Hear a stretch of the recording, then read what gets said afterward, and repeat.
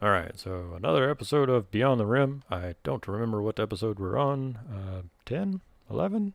Somebody tell us what happened last time. Not everybody at Well, once. last time was super fun because we got to be in a ship battle and we were escaping from some Imperials, and then we landed sort of we landed on the planet by the end of it, but we were having to dodge through a whole bunch of stuff. We had some cool montages and yeah, escaping. And then there was like some close calls and some of us almost died, but then we didn't and it was I awesome. almost exploded. I did a great job at not destroying the ship entirely. I don't know. The ship looks like it has a full health bar. That's not my fault. Yes. So y'all did in fact arrive at Raxus Prime, and you are in two ships, and you did scrounge up several of the survivors, but unfortunately due to passenger capacity, some folks are left back on Solgana, but that's okay. You got the important people.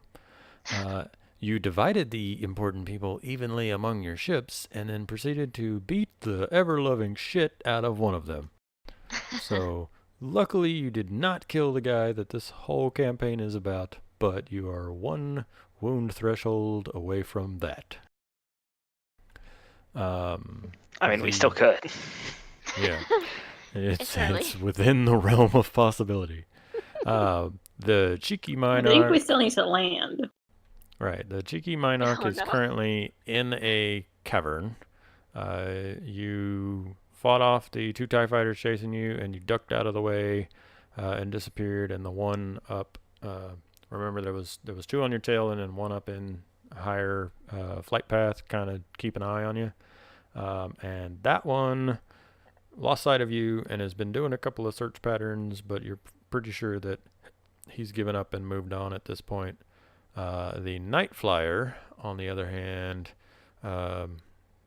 scraped by. We'll use scraped by. Managed to damage the two TIE fighters chasing it. Eventually blow them up. I think one bounced off a wall and you shot down the other.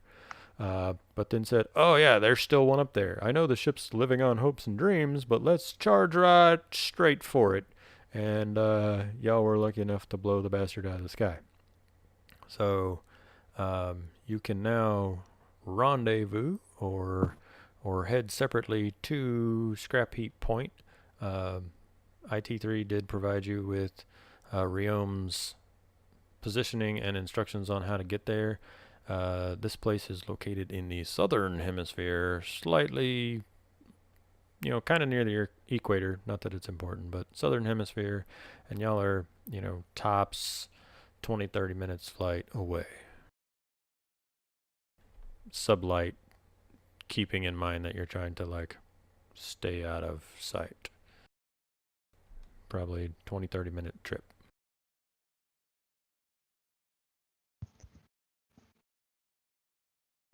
What do you do? Would it be safe to go over the comms at this point, do you think? Or do you think they'll be able to still hear us? Uh, Sorry, I'm talking to like people on my ship. I probably should know this as a smuggler. that was where my came from. Whether you were asking the DM or whether you were asking in character to the rest of the group. Sorry. From a DM answer, you as a pilot would know that it's something that could be picked up. You think that the patrol craft that was chasing after you has headed on, trying to maybe find the other ship, especially since the TIE fighters would have had communication between each other, and he knows that everyone else chasing the Night Flyer was destroyed. So Okay. you think it might be safe, but you know that there is an inherent risk. Okay, I'm just gonna. I still have sight of. Wait, do we have sight of the Night Flyer? Not at this time. No, we are in a cavern. Yeah, the Minoc ducked into a cavern and Right. avoided a sludge waterfall and then looped back around and came back into another cavern, and that's where you were able to lose the TIE fighter. Okay. The Night Flyer, as of ending the session, was a fair distance up off the ground because it had headed up to kill its aerial pursuer. So one of y'all is Okay. hiding in a cave, and whether you're hovering or whether you chose to physically land, up to y'all. The other one is very much still in the atmosphere and either needs to get a move on or find a hiding spot. I I'm say with we the- chill in our cave for about a half hour. I think we should find a hiding spot, Rick. That seems reasonable. Especially since we're really You're cutting out there, buddy. So that seems reasonable, especially since we're hanging on by a thread. Yes.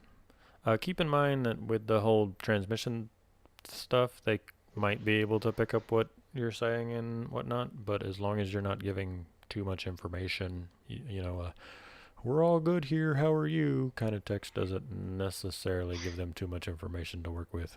We're going to meet at Scrapheap Point in the southern hemisphere, 2 degrees left of 135 longitude latitude intersection. Yeah. Hey guys, where are you exactly? Okay, so we're in the cavern and we're gonna just kind of chill for a minute, assess damages and whatnot. I'll go over the comms and say, Night Flyer, come in, Night Flyer. Hi. Hi. Oh, We're good. still You're in one still piece. good. You're Well. still alive. Okay, yeah, that got hairy for a little bit. How are you guys doing? Outstanding. Oh, good to know. Yeah. Okay. Cool. Are you cool with just meeting at the rendezvous point then? That sounds like the best idea. Okay, we'll meet you there. Rendezvous.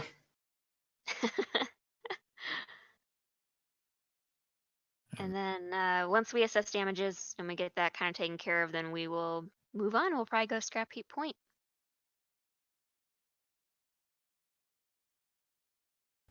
Okay. Night Flyer, do you do anything to your ship before heading out for Scrapheap Point? I mean, how much could I feasibly fix on it? I mean, I'd have to find a spot to land and everything too, right? Can't imagine I could have don't somebody have your like, sheet open. I know that you took a bunch of damage. Did you take any criticals? take a critical. I don't remember between all those impacts. Yeah, because we bounced off. Oh the, yeah, you have a we bounced off the shield wall. down critical, and I think Yeah. one other one. You fucked up your engines, I think. That may have been the Minoc. It's I think been a long was- week, y'all.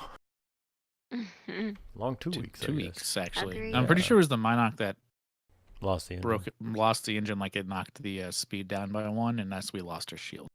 Okay, so that's something that Minoc you could work on in your time in Yeah. your cavern. I'm pulling up the rules now on that, Rick. Because I should have looked up fixing the starship before we started the session with broken starships, but I didn't. I was trying to figure out what all the NPCs was going to ask you.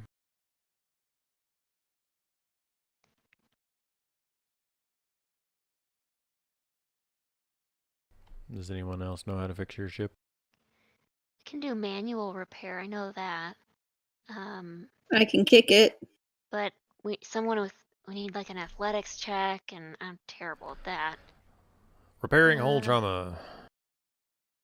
Hull trauma is more permanent. Repairing hull trauma requires 3 things: proper facilities, Oh, money, and that time. first one. The latter All the things we usually don't in have. abundance. Proper facilities and tools, light parts, and workspace to make repairs to the vehicle.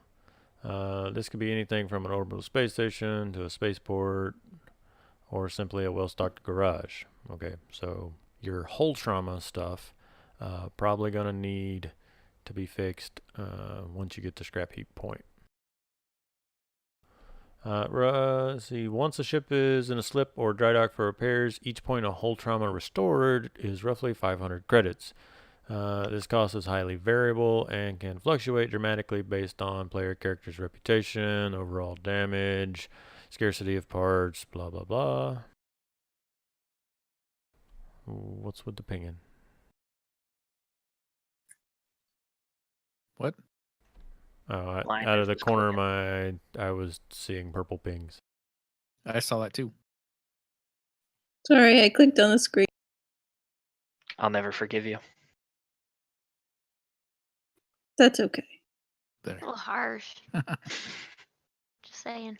It's a harsh world. I'm looking for how you repair a critical hit.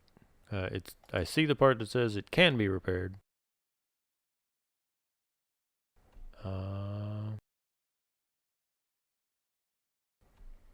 I see severity, which gives me difficulty, but it doesn't tell me whether that's a mechanics check. Guys, we've played for like 12 sessions. How come we don't know how to play this game yet? We've never had to There's fix a a lot ship of before. rules.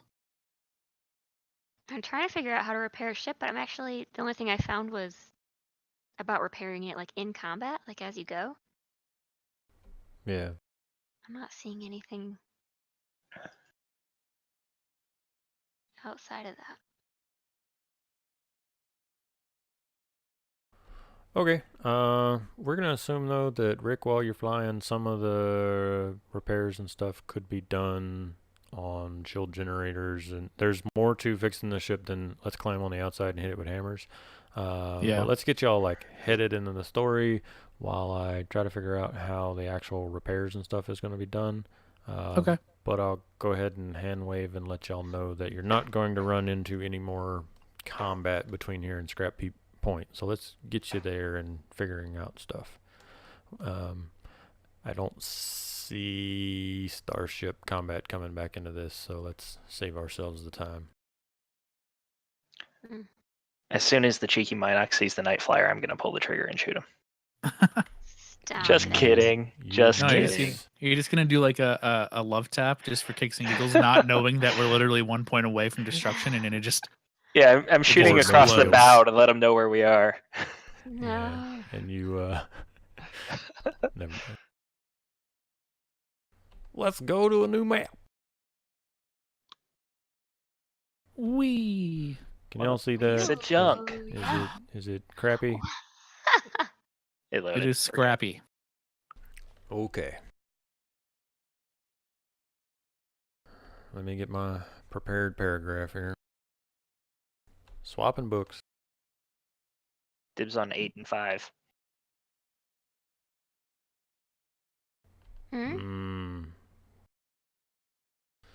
Okay, so ahead of you, you see a prominent ridge of junk and debris jutting into the end of a kilometer-long toxic lake that is full of a yellow-brown sludge, despite the fact that it is greenish on the map.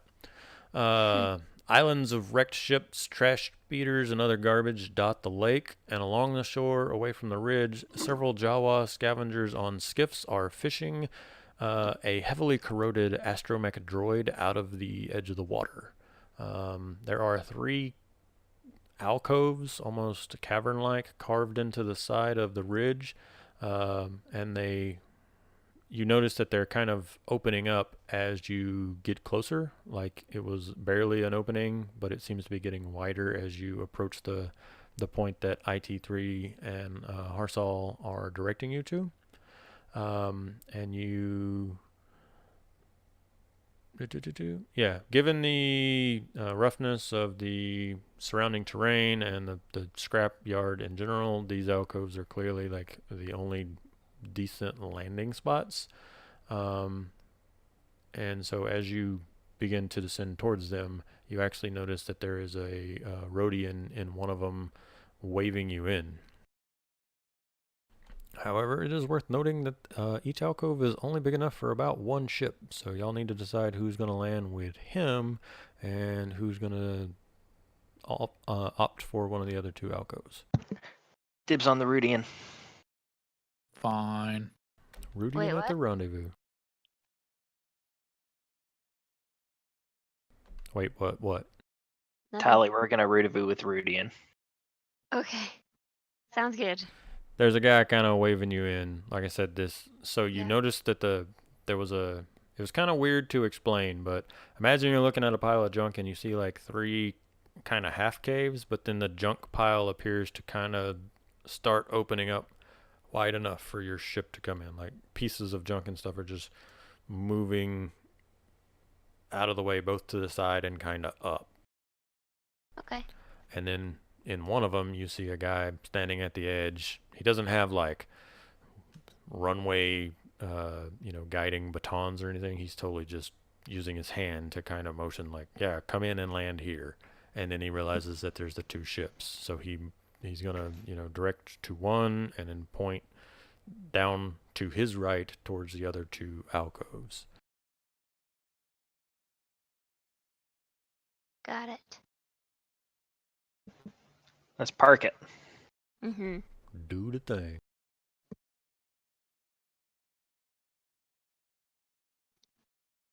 So the alcoves are along the junk pile, the main junk pile, number 1. As you fly Okay. in, like I said, there's just islands of garbage and stuff out in the lake. None of it particularly worth note. There are several ships and pieces of ships that you can see jutting out of the pile itself. One of them, this is not a functional ship, despite the fact that it's very like segregated on the map. It's kind of a piece of a YT-1300 sticking out of just a junk pile. It doesn't look airworthy, let alone space-worthy. There's a much larger ship over here kind of ripped in half and laying along the end of the point. And then some kind of old shuttle mostly sticks out because it's bright yellow over here. And then a much larger spine of the back of something along the top of the junk pile, but very much mostly buried. And you land, and you do stuff. All right, guys, coming in for a landing. I see that ship down there definitely isn't running anymore. Maybe we can salvage it for parts later. You do have a Y series ship, so I mean 2 Y series, but Mm-hmm. Yeah, so maybe we can 2400 is very close to the 1300 in means of shape Now that we're and coming stuff. in for a landing, can we see the night flyer pretty well? Like now that we're all close to each other, land.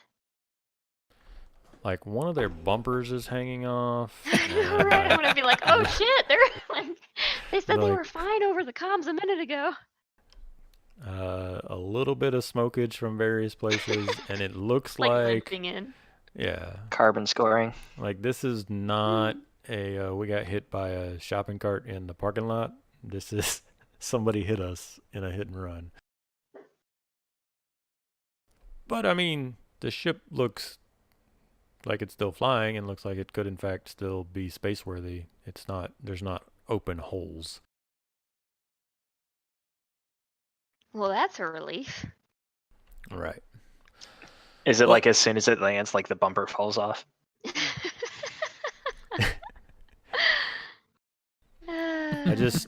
I see Kodo like walking down the ramp and being like, no, it'll be fine. And then like a large chunk of metal just falling off the ground.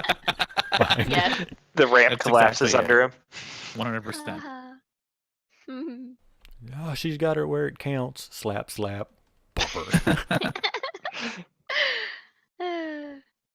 Okay, so All right, so the Land. group of you that landed where the Rodian is, you land. Do you disembark the ship, or are you staying on the ship, or? Oh, I'm disembarking. Okay. So. Do I see any scrap that catches my eye? The first thing that actually catches your eye is as you descend the landing ramp, you notice that the alcove is kind of closing back, and from the inside you can now see that what this is there's like a metal mesh screen, like think of the security doors at a store in the mall, right? How it's just like links of metal, Yeah. square like. So from the inside, that's what it looks like. And then you can see that just all kinds of random junk has been strapped to it on the outside so that they can kind of curtain off these alcoves and hide whoever parks here. So from the inside, it's a smooth metal mesh, and on the outside, it's just a bunch of lightweight pieces of sheet metal and other debris to give the appearance of a jagged junk pile. I'm gonna elbow Tally's knee and say, "Watch your wallet. We must be in a bad neighborhood." You got it. I'm gonna hang out with what's her name? Make sure that I'm getting off the ship with her. Okay, She's so probably maybe a little gun shy, a little nervous. yeah, so Or Tali. most of the other survivors are more than happy. That was weird. More than happy to stay on the ship for now until y'all figure out what's going on. And as you descend Even on the ramp- night flyer? Not the night flyer. We're currently minocking. Sorry. I love how it's a verb now. We're mind knocking. It's a thing. Look it up. But as you descend the ramp, this Rhodian's gonna run over and he's gonna introduce himself as Norta.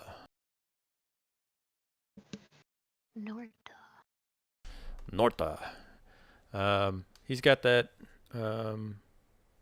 very broken common, but he's trying, kind of Rhodian voice, and he says, "You must be the ones that Riom hired. I'm Norta. I run our operations here on Raxus Prime. We've been expecting you. A bit delayed based on the information that Riom gave us. He should be here in the next day or so, though. The mission went well, I hope." I'll stick out my hand. Hello, Norda. Nice to meet you. My name's Tally, and this is my little buddy, Pookie Lecter. And Night Flyer hasn't disembarked yet, right? Because they're all running their other hangar.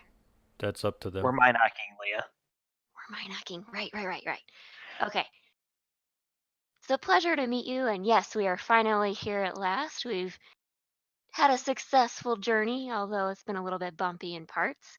I was wondering if we'd be able to fix our ships here while we wait for Riom. Well, I mean, we've got facilities, and we actually have some mechanics and stuff on staff as well. We don't have a ton of stuff on hand, but normally through trading with the Jawas or by smuggling in supplies, we can definitely get you what you want. Do you know how beat up the other ship is? Are we talking like simple repairs, or we need to overhaul a hyperdrive? It'll buff out. Except I'm not actually there yet, I guess. We don't exactly know. You So, got comlinks, Norto, guys, remember? Yeah. why don't you This just is go funny. ahead and report whenever the fellow transport is in the porta? Nordo in the portal. I'm like looking at him. I'm like, what are you doing? I'm speaking Rhodian. Oh, okay. I gotcha. That's what that is. Makes all the sense. So for the night flyer guys and gal, once you get landed and situated, you see the same thing, whether you're looking out the ship's windows or whether you choose to disembark. That weird metal mesh is being drawn across, and it doesn't make the most perfect seal, but it's better camouflage than nothing. So you find yourself under this weird mesh of jangling, rustling junk, but after a moment it calms down and goes back to being still. But there's not actually anyone in this alcove to meet y'all. But y'all can hang out, or y'all can disembark, or you can talk comm links, whatever you need. I'll pick up my comm. Kodo and Zamira, you guys land okay? Our ship hasn't exploded, so I'm gonna say yes.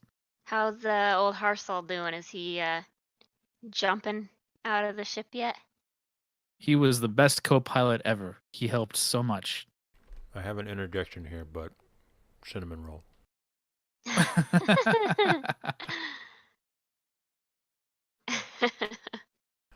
All right, so you're in front of Norda, do you mention Harsal? Like you say it out loud? You're comm linking to them?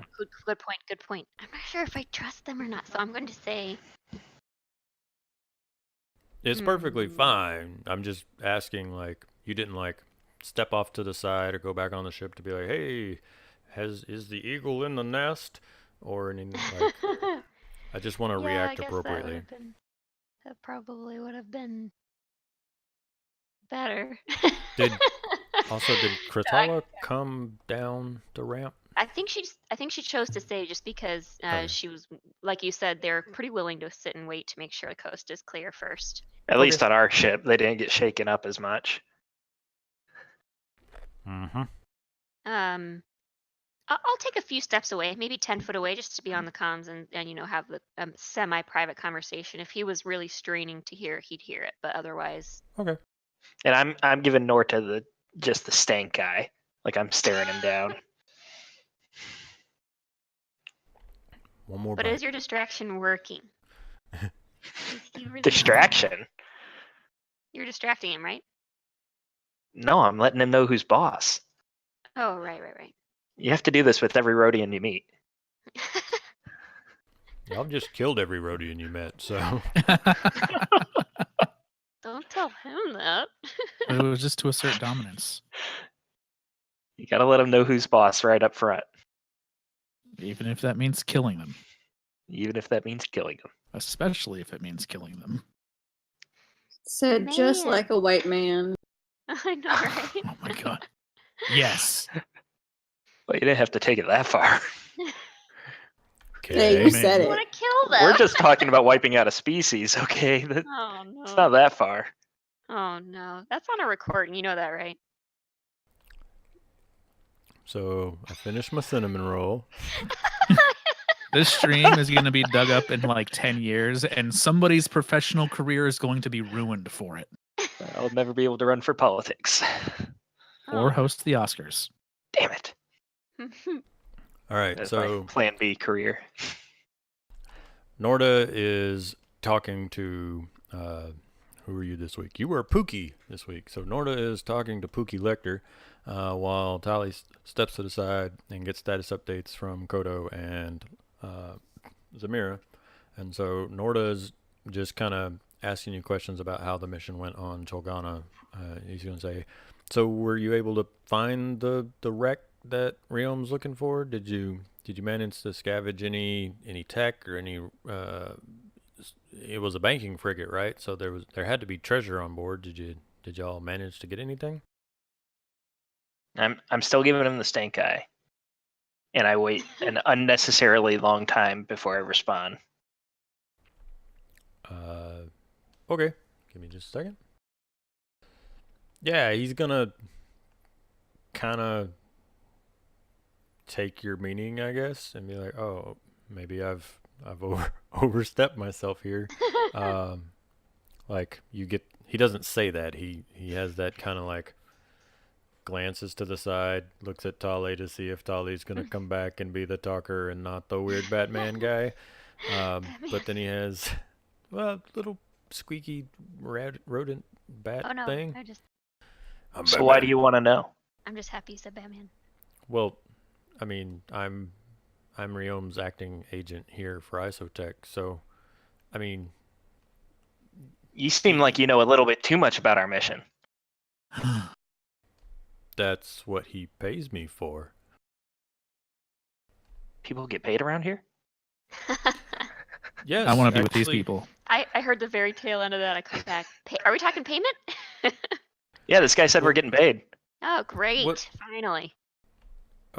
Okay. Well, if we want to rendezvous with the crew of your other ship, we can actually. Everyone's welcome to come inside. We can actually get into somewhere a little more comfortable, if that's okay. Hey! Don't be changing the subject. You said you were paying us. Yes, but that's where the. We don't need to wait for them. You can pay us right now. I'm here. You're here. I mean, She's here. I don't have it on me. What has kept Roem delayed? I I don't know what sort of troubles he's run into. I don't know if he had issues cleaning stuff up on the wheel after the scene that broke out there, or whether his stops along the way took longer than expected because he wasn't heading straight from the wheel here. He tries to take kind of the roundabout way of doing stuff. It not only lets him run the other errands he's got to do, but it doesn't make a steady stream of connections from the wheel straight here to Raxus Prime. We try to keep on the lay low. Did I'm he give doubling you down any- on my stank eye, and I'm elbowing Tali. And I'm saying this guy knows too much. We can't trust him. right in front of him, so like he hears you? I mean, it's out of the like corner of my mouth, but yeah, he can absolutely hear. Okay. Night I do like an Flyer. awkward. Like, oh, sorry. Go ahead. I was gonna say Night Flyer. If you've not like started to head down the cave and look for the other ship, after a few moments, a couple of folks are, we'll call it two. Two folks. They're kind of in like mechanics, overalls, and jumpsuits. Are gonna start approaching your ship. I don't know what y'all's plan is, but since there wasn't a greeting party there, it seems somebody has been dispatched to make sure that y'all are directed. Yeah, I figure like, we would be at least hanging out in front of the ship. So I don't know if I know where I'm supposed to be going. No, you weren't given any instructions once you like landed here. You were just told how to get here, and then you found the alcoves and parked. But so in your mind, think about the fact that you are in basically a cave into this pile of junk, and you've parked at the very end of it. So because the end of it is exposed to partially above and mostly straight out over the lake, this screen has been pulled across the end of it, and you're very much just at the at the mouth of a cave of junk. And you can see that it kind of twists around and heads back in the directions of so there's three alcoves. The Minoc landed in what we're going to call 1. Do y'all want to land in 2 or 3? Not super two- important, just two- so that we can. Is this like a Monty Hall thing? Sure. Change. Which one has the goat? Yeah. Whichever one you pick park in, I'm going to reveal the other one has a goat. So wait, you said, is this corresponding to the numbers that are on the map? No, like Nope, can't be. not at right? all. We're just calling 1, 2, 3. So from then right to left. 2. Okay. So in your junk cave, Gady, you can see that it heads down before there's openings that split off both left and right, but it also continues straight before going out of sight. The Minoc, y'all can see that your trail leads down and then kind of wise off, one to the left and one to the right. Okay. I'm gonna try to go over the comms again. Hey Kodo and Zamira, maybe we should get the droid out here. I'm referring to YT3 or whatever, because there's someone here that might wanna talk with him. So I'm I thinking. thought he was with you guys. Oh, is IT3 with us? Oh no, sorry. I thought he stayed with Hang on. Harsel. I think it's on the other sheet. I'm pretty sure we put him on the Night Flyer because I don't He's- like him.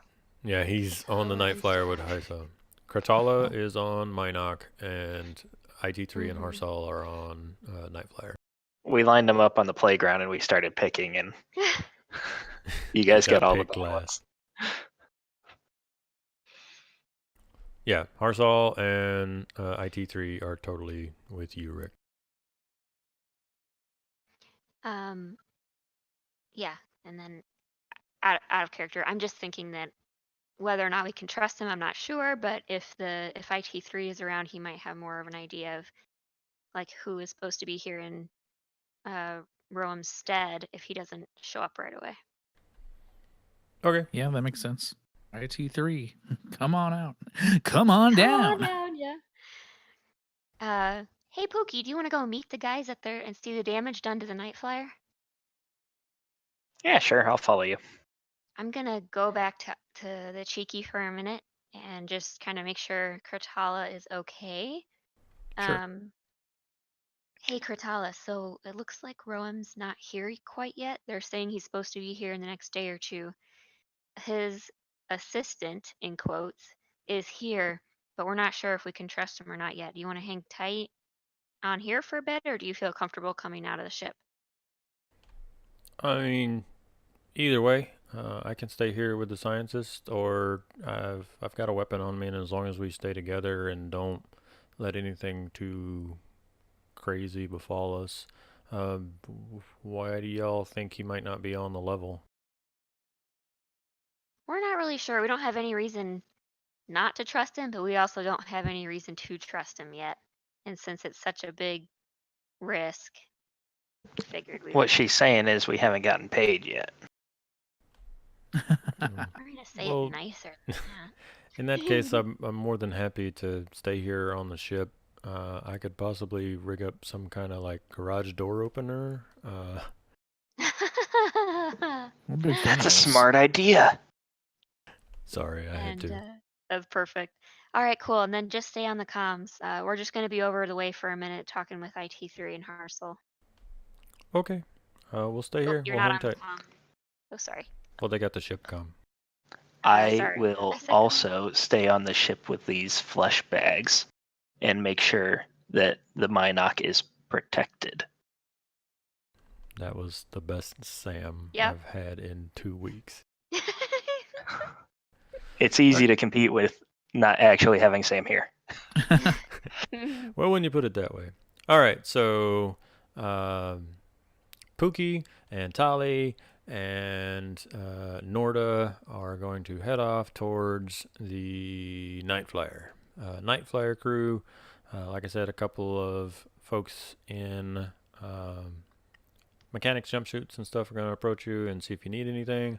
It is not super important what species they are, so we're going to call it a human and 2 humans, because I'm lame.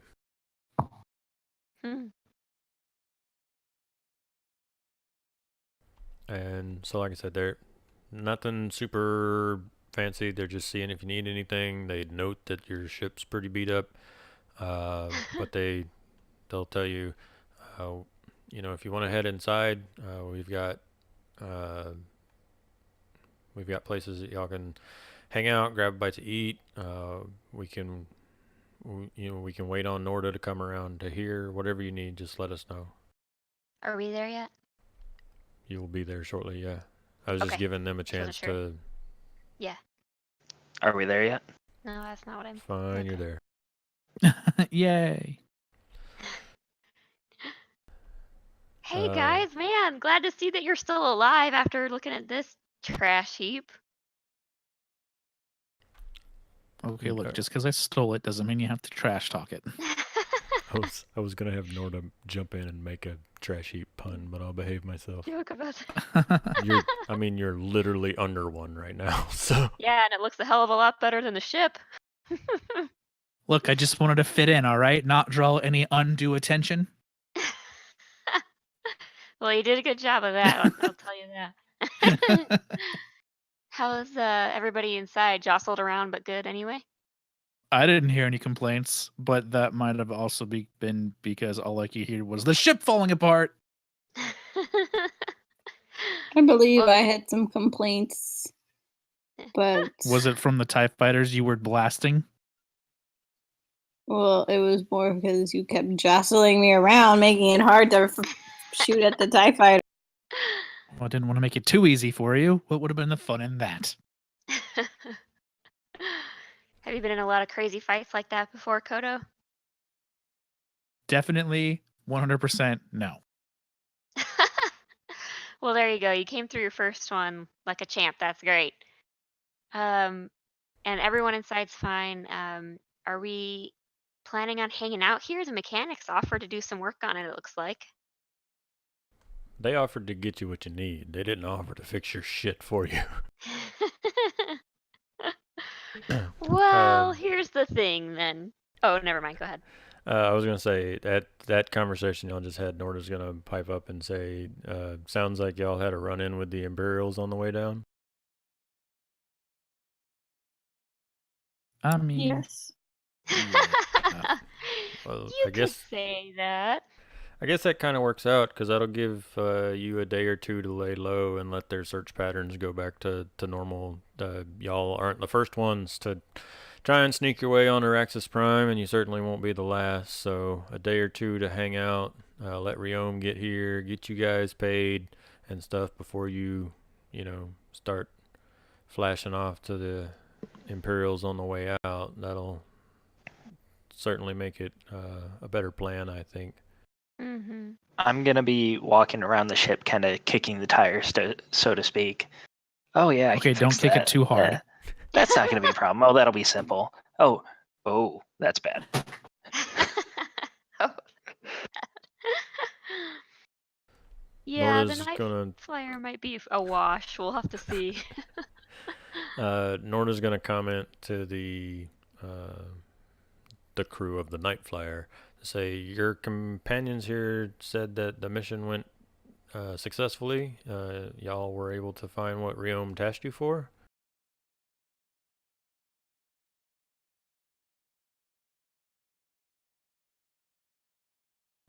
Good talk. Okay, so I'll jump in. I know he's definitely directing it away from me, but I'm gonna jump in anyway and just, hey, I actually wanted to ask you about this, Norta. What did Riom tell you to expect upon our arrival? Did he mention anything about the droid? You mean IT3? Yeah, are you supposed to be getting any information from him or anything like that? Well, based on the information Riom gave me, we weren't really sure what to expect. We weren't sure if y'all would be able to find what he sent you for, but he was hoping that you would either get information or there was supposed to be all kinds of stuff on that ship, so either a small piece or indication that y'all had found the wreck, and God's willing, if there were any survivors and you made contact with them, some sort of proof that you found what you were looking for is all we were really told. Like I was telling Pookie here, I head up the operations here on Raxus Prime. We have several shops and stuff inside, and we do our own work here. Minor cybernetics, minor mechanicing stuff, a lot of black market trading, but we've been kind of hoping that this plan that Riom had will really kick off and allow us to ramp up our operations. Can I tell if he... Oh, sorry, go ahead. Nope, saying that sentence reminded me of a very awesome detail that I read last week and then forgot until this exact moment. Norda has cybernetic eyes. Oh, cool. Ooh. I forgot to mention that. He's totally got cybernetic eyes. It's hard not to notice. My Now I'm bad. elbowing Tally. Why is he not blinking? Ma! There's this weird fucking cat out here. That was a funny video. Did you hear that got taken down? Yeah. Yes. For cat shaming? Blink, motherfucker. Yeah. So cybernetic eyes. Okay. Helian's in chat and says he has cybernetic eyes, but can he see why kids love the taste of cinnamon crunch? Sorry, all I can think of is my brand. My brand. Look with your special eyes.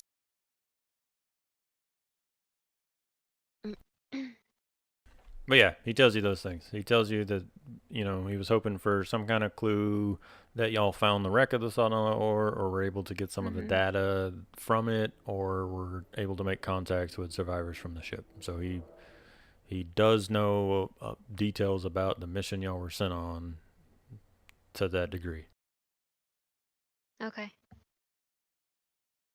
Um, hmm.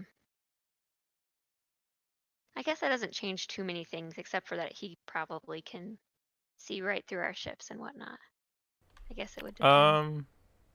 Oh, here we go. Okay. Does anyone Hey, know anything about Cybernetics? Just like character-wise? I guess Sam would, but he's on the ship. It was kind of treated like gear. Yeah, I just meant like your character. Like, does anyone mess with Cybernetics? I know nobody has Cybernetics, but Sam's character. I'm as an pretty outlaw well tech- versed in tech, but I've Okay. been. Oh, sorry. Go ahead. Make one purple computers or mechanics. I don't know what this would technically be, but just give me an easy roll. She made a comment about looking through ships, so I was trying to give her some data back. we'll call it computers. Yeah, there Holy you go. crap. I know a lot about tech. This isn't like super duper fancy stuff, but it's well made. But you know that it's not the like I can see through all of your walls type stuff. It is. He's got basically a replacement for normal vision and probably able to do minor infrared type stuff. But this is not. I got X-ray vision and I can see that there's people on your ship hiding below the floorboards and stuff. Okay. So how'd you lose your eyes?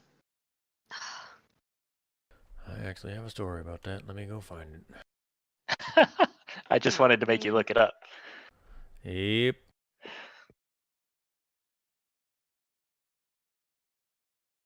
I mean, I'm gonna be nosy, and they're not like an upgrade, so that means he lost them somehow. Yeah. Okay, so he asked that really super awkward question, and while Norda is like bracing himself to like make an answer or whatever, I'll say, yeah, I've actually been pretty interested in getting some tech upgrades myself. I was just wondering also along with that, how you like them. Do you have any problems with them?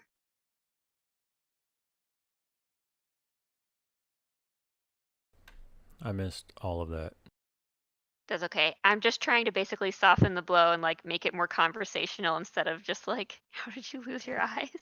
And I'm still Yeah. doing full stank eye every time I look at him. But just think he can give you cybernetic stank eye. Ah. Oh, I've been reading up and down again, and once again, it is a small gray fucking box off to the side, so I keep skipping past it. Ba-ba-ba-ba-ba, ba-ba-ba-ba.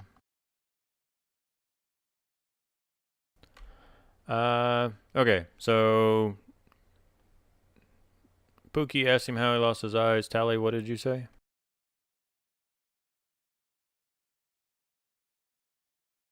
What was the question? What did I ask him? Yeah, I I remember was just Pookie's making question, but I wanted. conversation. I as a character am looking into maybe like getting some tech. So I was just gonna Alright. say like I'm also interested in, some upgrades. Like how do you feel like they work out for you? Stuff. Okay. Norda's gonna say, it's a pretty boring story actually. okay, I don't want to hear it. I still wanna hear it. I want to hear it. He cybernetically rolls his eyes, and, Stare it at says, cybernetics. he says I was actually here on Raxus Prime doing some scavenging work, and we were salvaging a fuel processing unit from one of the scrap yards, and the damn thing was apparently still fully loaded. So when we disconnected it and attempted to wrench it out of place, it sprayed chemicals everywhere, and I caught a face full of this stuff. And I'm extremely lucky in the fact that I only lost my eyes because I was able to get most of it off. And That's terrible. You're right, that was a lucky- boring story. I I'm guess like pushing that him behind me. I work here with Isotech, and I was able to have one of the docs fix me up. It's So that's Not why they the call it best, but it- isotech. but I mean, they get the job done. basic vision functions and even some infrared, which can really help here in the scrap heaps. Interesting. Why don't you just make up something interesting instead of subjecting us to that boring story? You asked, and I told you. It seems like a suitable punishment. Rick, you're cutting out, boss.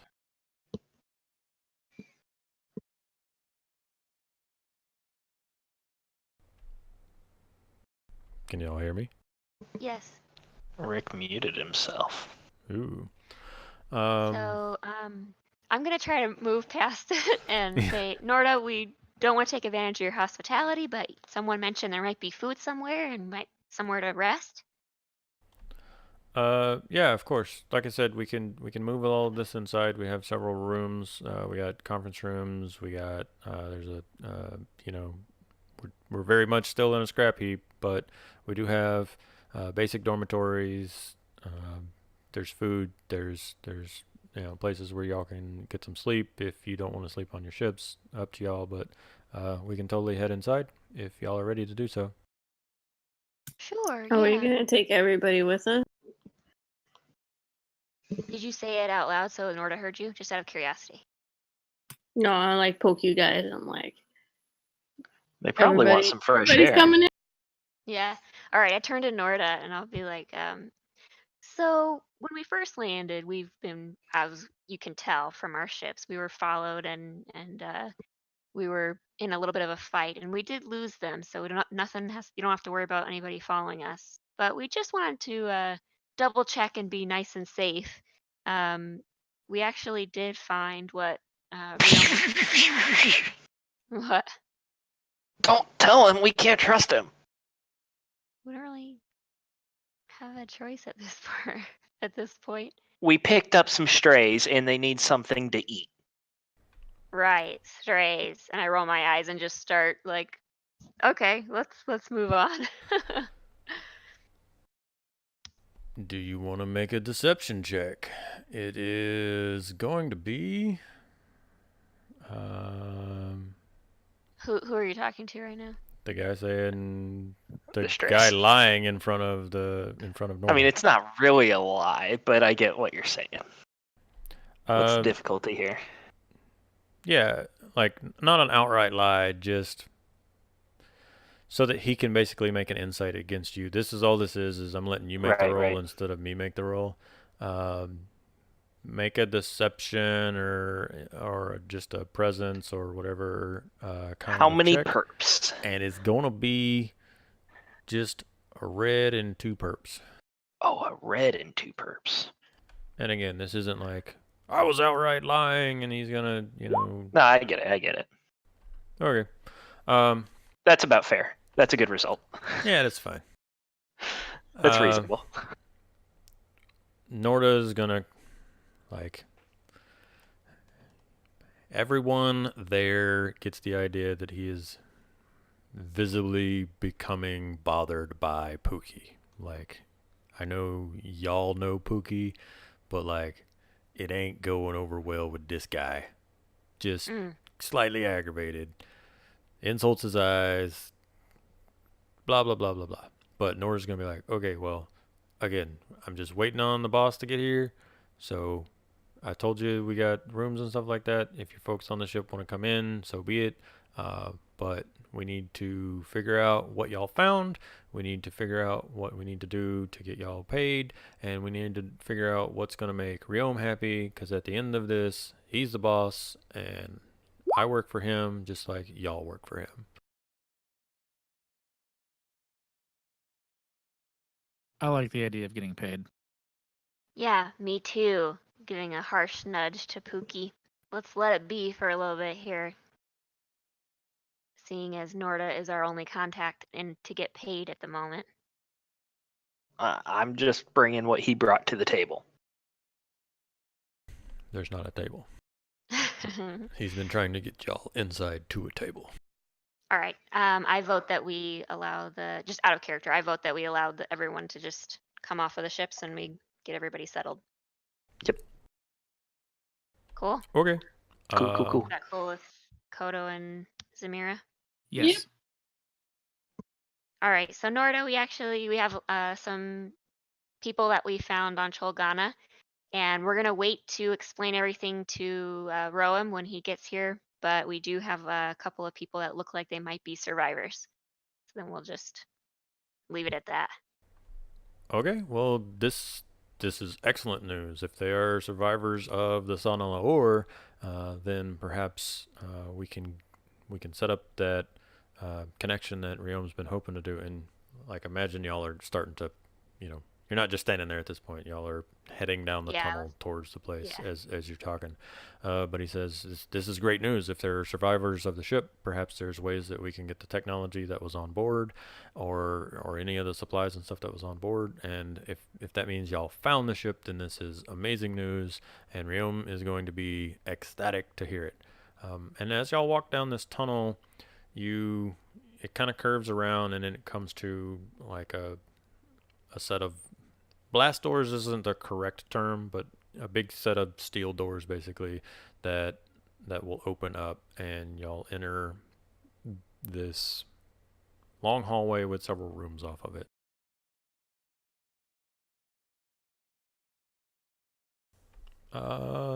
Tally, give me like a piloting check. Ooh, okay. Call it average 2 purple.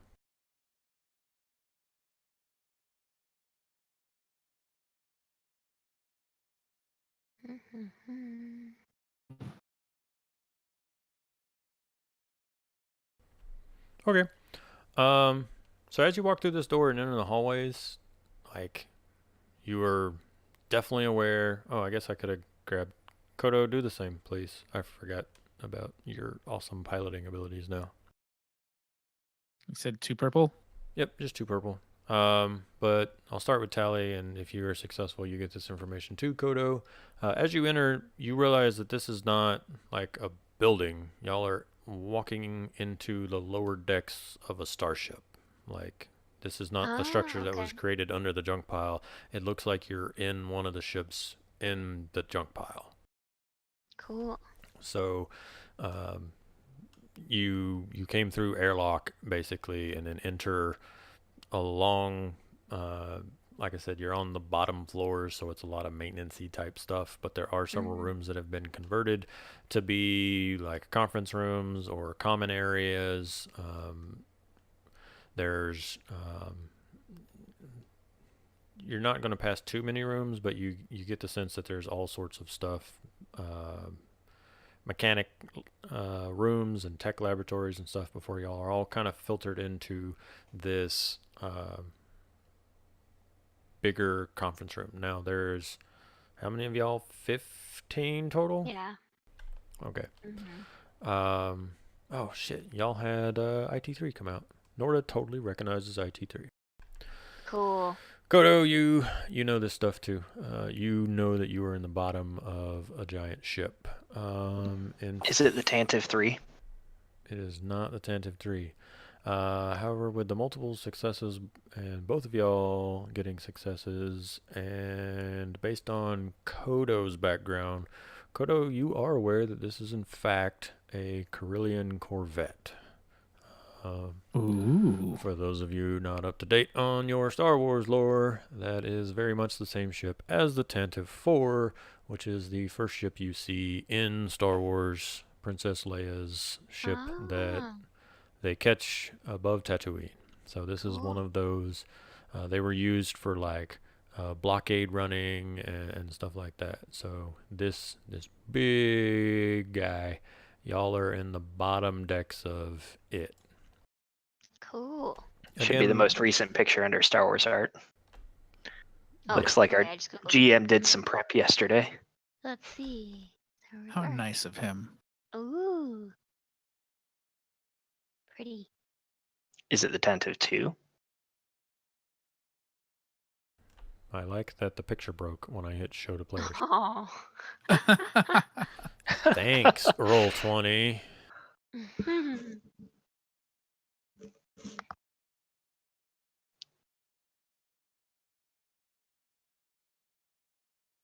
There it goes. Neato. Cool. Definitely doesn't look like it's in that condition. And again, this picture is misleading because this makes it look like it's sitting on top of the pile of junk.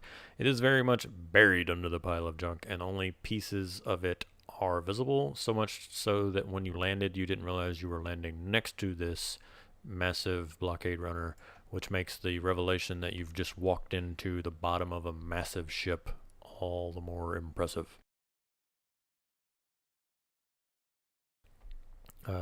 Once Hey, Norda. Oh, sorry. once This is a. Sorry Norda again. saw IT, he's going to like glomp on to talking to IT directly, just as a heads up. But hey, Norda, what? You're so fine. I you're was so just fine, gonna you're refer to beautiful. the ship. Yeah. 'Cause so Kodo and I know that, right? And it hasn't really been.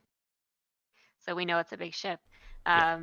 Hey, Norda, how long have you been here? This is incredibly impressive. Um, is this one of those old Corellian Corvettes? Out of character, off the top of my head, I don't actually know how long Norta has been here, so we're just gonna call it a couple of years.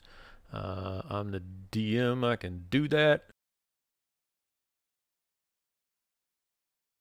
And okay, Cool. sorry. I was mostly being a show off about ships, and then everybody else knows we're in a giant ship now.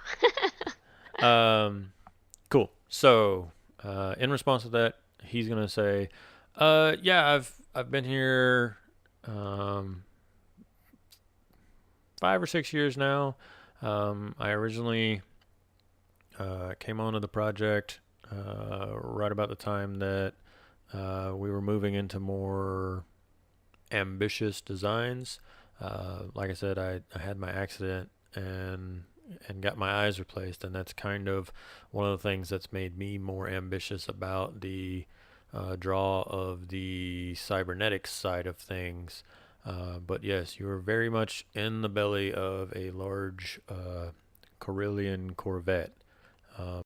It apparently crashed here decades ago and has just been abandoned for scrap. We've made the bottom floors more livable as sort of a base of operations, but from the outside, it's definitely she's not at all space worthy, but makes for a decent base. We do have other ships and other stuff along the edge of the lake here because we're trying to keep the fact that we're in the in the pile itself kind of hidden. So we do have dormitories and other facilities set up in some of the smaller craft just in case we're ever discovered. It can look like that's our operation, but yes. When he mentions that it's not space worthy, I under my breath just like go, dang it. Just enough, like maybe not everyone notices, but people next to me are like, huh? Oh. Oh, the spaceship guy got excited. He had a spaceship stealing boner for stealing, your employer's entire base. Wouldn't be the first time. I mean, it'd be a good paycheck. So I know we're kind of wandering, following Norda at the moment, but has he noticed IT3 yet, or is IT3 and Harsel kind of at the back? So like I said, was when he curious. notices IT3, he's going to start talking to IT3. He's very much seen Harsel. You get the idea that if he knew who Harsel was, he didn't know what he looked like, right? So he's heard of Harsel, but like, Oh, okay. totally, Harsel at this point is some beat up straggler guy y'all pulled out of a jungle. So he looks just as beat up. Oh yeah, you do have Kratala. She could kind of be like, there's a lot of us. It's a big group. We could always have her kind of. I'll look back through the notes to see if he has any like visual reaction to Kratala. I know that once he finds out you have Kratala, he has stuff to say, but like I said, as soon as he sees IT, he knows IT is going to begin discussing stuff with IT. Okay. I'd be really interested. I'm So- going to make sure I'm next to them with whatever they're talking about. Sure. Me too, with my acute senses. Copy. With the group of y'all, many of these rooms are much smaller than you would all be able to comfortably fit in. So that's why it seems like it takes such a long time to get you to a place that you can all fit, because many of the shops, like I said, were laboratories, and there's other meeting rooms. But let's see. We have, you passed like a guard room near the entrance. You see turbo lifts to go up to the next floor. There's a few small like machine shops and other like, I want to say armory, but like there's not rows and rows of guns, but it's clearly like meant to be the supplies for anyone when it comes to defending this entrance. But then you arrive at a much larger bay, and as the doors open and you and you enter this room, it's clear that it's like the large forward cargo bay along the bottom of the ship, and there are kind of makeshift meeting rooms made inside of several of the shipping containers that were left in the belly of this thing. So they've unpiled whatever chaos happened during the wreck and kind of repurposed. If y'all know what ISO containers are, the 20 and 40 foot long, maybe about 10 feet wide containers that you see on all the ships and stuff. There are several of those in here that have been basically converted to be small offices.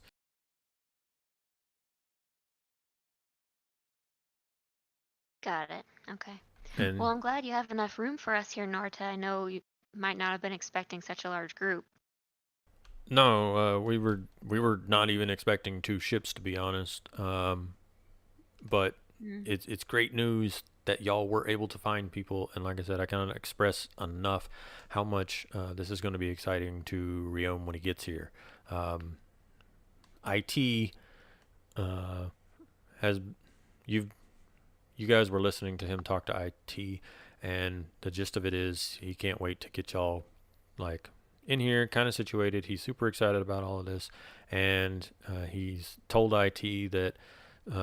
Of course, the matter of payment came up, so he wants to get y'all here so that he can work on getting a down payment for you, basically, but waiting on Riom to give you the full reward.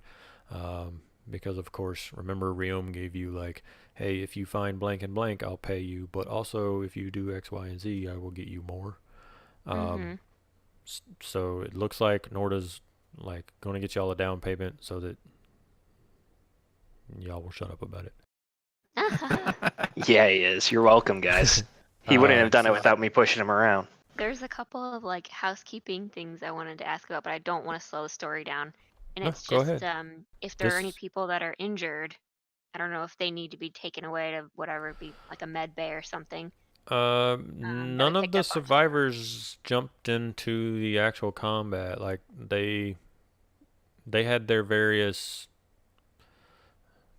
ailments, for lack of a better word, of just being in the jungle. But like Okay, nobody yeah. was actually sick, and nobody was actually like there wasn't no gangrene or Cool. you know any of Some that of- kind of stuff, because they had the medical droid, they had supplies, they had Kratala, so like people weren't at 100%, but nobody's at a fear of like losing an arm or dying. Yeah, and And that's then kind of the other side of the coin, is that Yeah. we did leave quite a few people behind. yeah, And I don't know if Riom needs to have the last word on that, but I don't know if you guys want to do another rescue mission. I know that Captain Harsal and Miss Kurtala might have something to say about that if they want to go back for our people. is this out of character or in character? In character, I'll say that to Norda. Aha! So you tell him that you have Harsal and Kratala. Right, because he knows. He already knows. I'm not worried about it. Okay. He would have. I feel like, yeah. It would It have was been in gonna the happen pack with eventually. us. Let's just, yeah. Okay.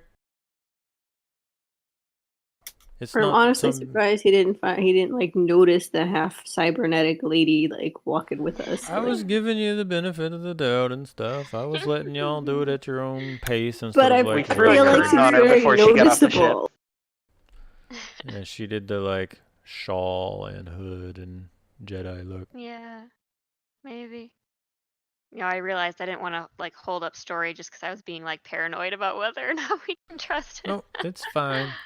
On a like out of character funny note, I think it's a real dick move. I understand it's Raxus Prime. It's full of Rhodians. It's cool. However, like from a like story standpoint, y'all have been fighting Rhodians the whole game, and then y'all Yeah. get here and one guy's standing out front and he's a Rhodian and it's like, Yeah. yeah, that guy that said that he'll meet you here will be here tomorrow, but in the meantime, everyone get off the ship and come with me. Right. Kind it of a was dick very move shady. story. Yeah. It had me really worried for a second. I was like, oh man, we went right into a trap. That's why I bought the stank eye talent. That's funny. Okay, sorry. Anyway. Nope. Y'all get paid. Money, money, money, money. But don't get too excited because it sounded like he said down payment. Yep. Down payment of 2,000 credits. However, it doesn't say whether that's each or what. Do you guys remember what the reward was? I have to go. I'm pretty sure it was 2,000 each. Yep, for sure, Mm. 2,000 each. It was kind of a subjective thing where they said like 10. He said 10% of what we bring back, basically. He said So 10,000 finder's fee plus 50% of loot. oh, sorry, I had that wrong. That's in our notes. So I think it's 10K each. 10K Wow. each. That might be enough to fix the ship. Are I you mean, the messing notes with say us? 10,000 plus 50%. So it has to be 10,000 each, right? I can't tell if you're messing or not. Yes, I'm messing. It's 2K Oh each. man. 2K total? We should each get 2K. Because 10K finder's fee, is that what you're saying? Right. That will not be enough to fix the ship. And I'm then- going to hold then on to half- Sam's portion since he's on the ship. Right. So I'll hold on to that. And I will give Tally her 10% caretaker fee out of my payment. And then 50%. The deal we have loot. worked out. Okay, I get it. Yeah, it definitely doesn't say each at any point. So I don't know if the job alone is just 10,000 credits for y'all to split, and that's $2,000 a person. That's enough to buy a few guns. Mm-hmm. I like that. We'll call it 2 for now. It's not like y'all are gonna get to spend this anyways. Oh no. Oh, low blow. Just because Wait, you're did he have anything to say about Kratal? Yeah, I just was trying to figure out the money thing. Because y'all can actually buy stuff here. We can buy stuff. Yep. So yeah, he's gonna give y'all 2,000 credits. Split it amongst yourselves as you need. I feel like Sam is with y'all, but it's up to y'all. 2,000 credits, and so in this room, like I said, they have several meetings and offices, but they also have, for lack of a better way of putting it, it's kind of like a showroom, where they have various things that they offer to clients. And we'll go more into depth on that once y'all decide to start shopping and stuff. But y'all get paid. He has a runner go and get money and bring y'all the $2,000. Cool. I have to find the bit about Kratala. I'm putting my money in my smuggler's trench coat. I'm putting my 3,800 in my pocket. Oh right, I have. Copy. Wait, 3,800. Does that mean you gave me 200? I gave you 10%, yeah.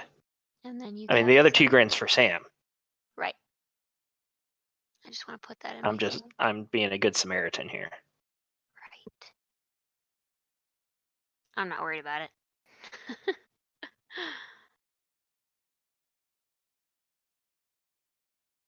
Okay.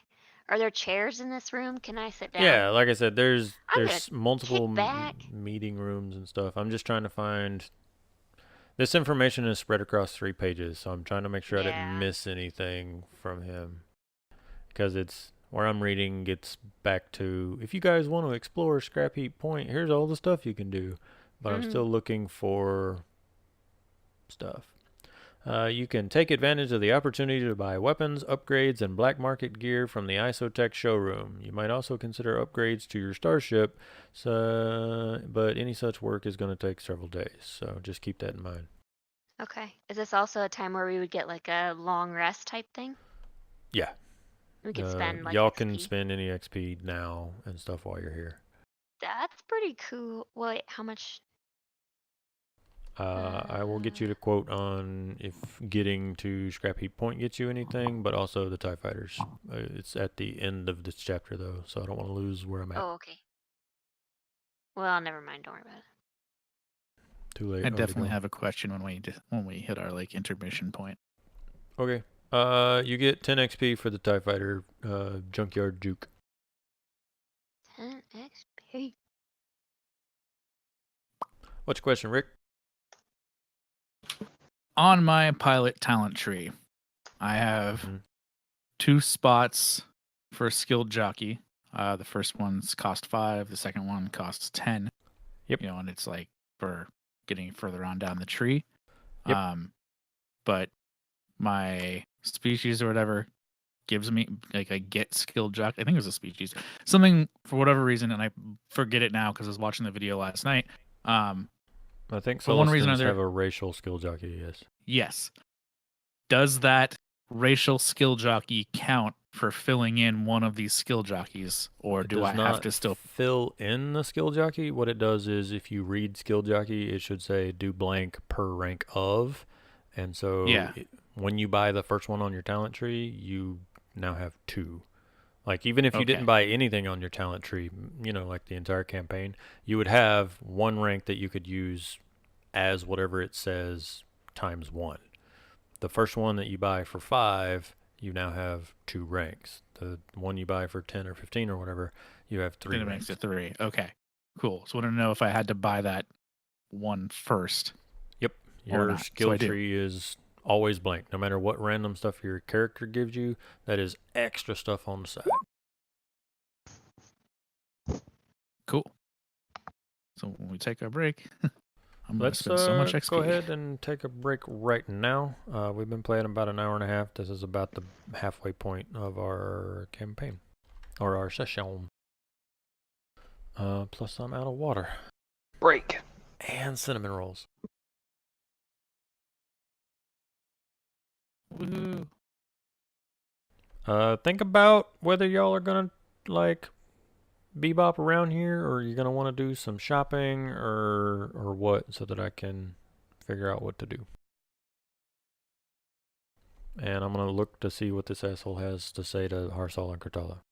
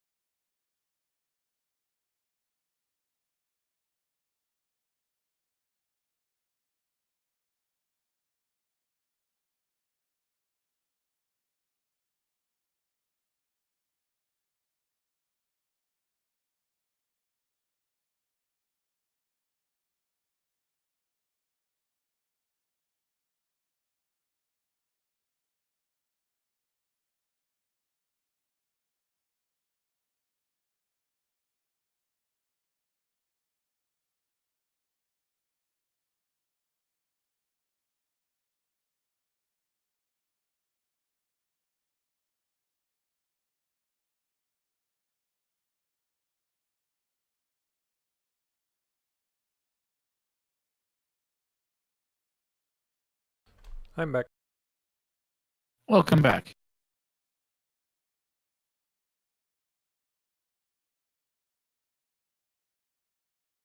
Are other people back?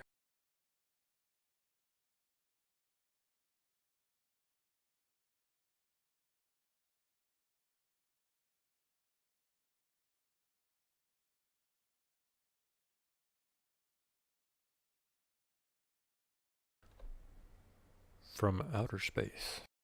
No, back to the future. Oh, I'm back from outer space, and I just came in to I'm find here. you here with that sad look upon your face. Hello.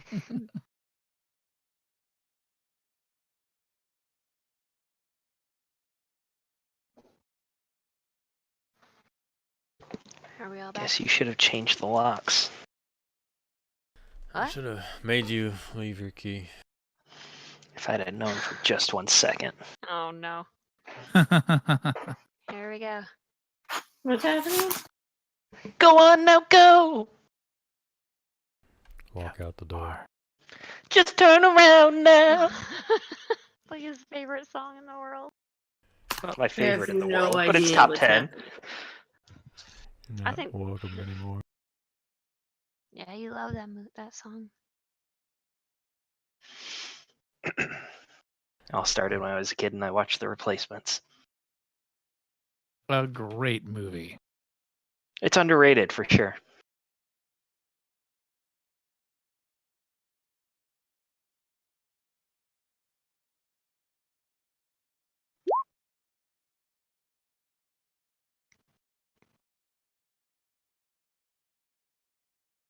What'd you do that for?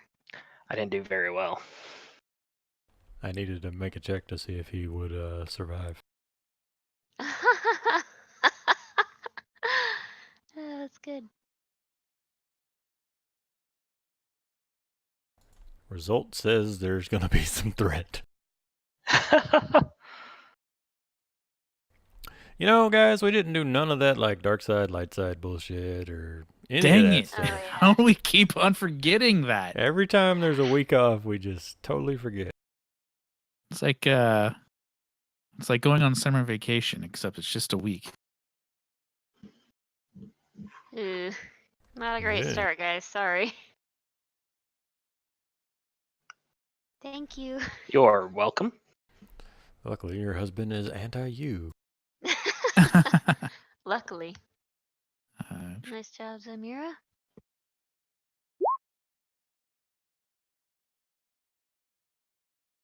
yay. Sam Nice. can totally fuck this up. All right. So while y'all are here, just a hand wave the speed since we're like mid-session and not between sessions. Any of the gear and stuff that's available in the book, just run it by me. All of the default stuff, weapons and armor and stuff from the core Edge of the Empire book is something that we can work with.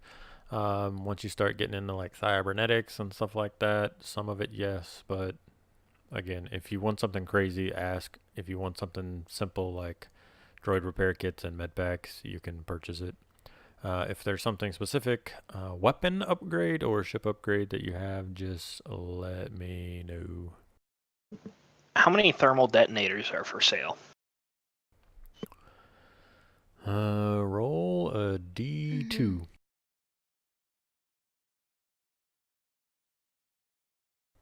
One.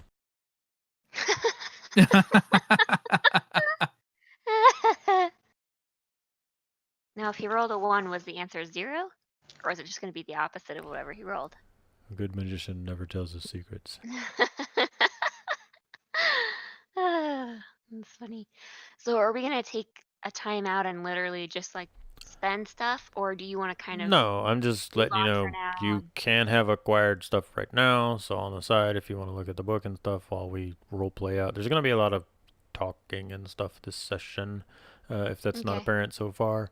But if you're like, I need a blaster rifle, just say this is when you're. Okay. Also, I don't have an answer to that question.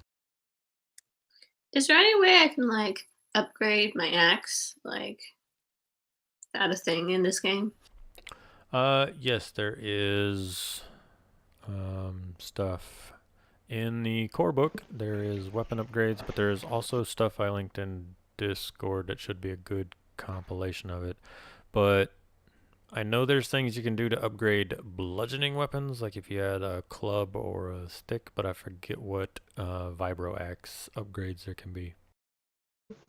They're called weapon modifications in the book, and they require mechanics checks to install, which I would be happy to do for you. Well, we're somewhere where like other people can do that who are like really good at that, right? I'm really good at that. That's my whole character. I like guns and grenades.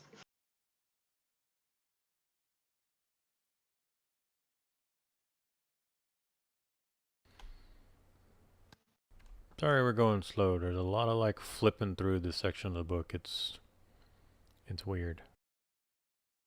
That's okay. From what I've gathered, it seems like that entire book is laid out weird and in a way that makes Yeah. flipping through it a lot completely necessary.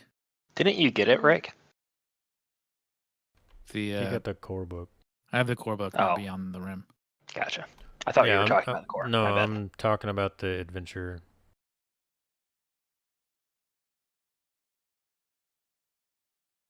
I still need to get Age of Rebellion because that actually has the pilot stuff in it. I mean, I have PDFs, obviously, but I want the real deal.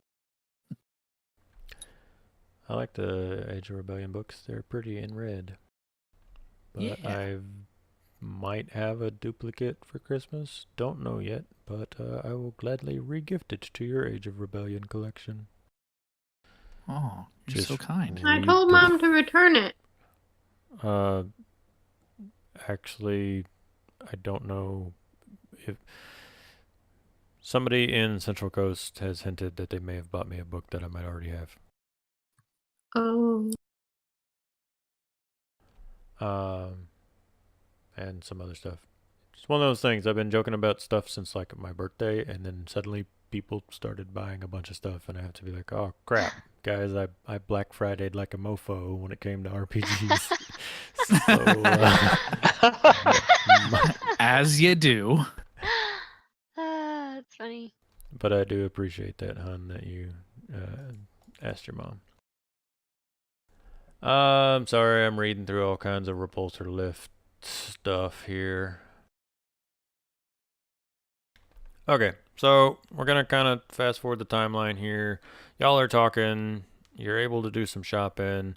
Norda is talking with IT3, and then he's discussing the situation. They're talking business about Isotech, how things are going, and obviously Norda keeps trying to push the conversation back towards still Ghana, but IT3 is very much doing his annoying IT3-ness in getting a status update on how things are running here at this particular Isotech facility. So anyone near the pair of them talking will hear that Norda is mentioning several things that they want to do to upgrade the Blockade Bandit. They want to get some of the repulsor lifts working, and other modifications. Let's see. Let me quote them directly to you.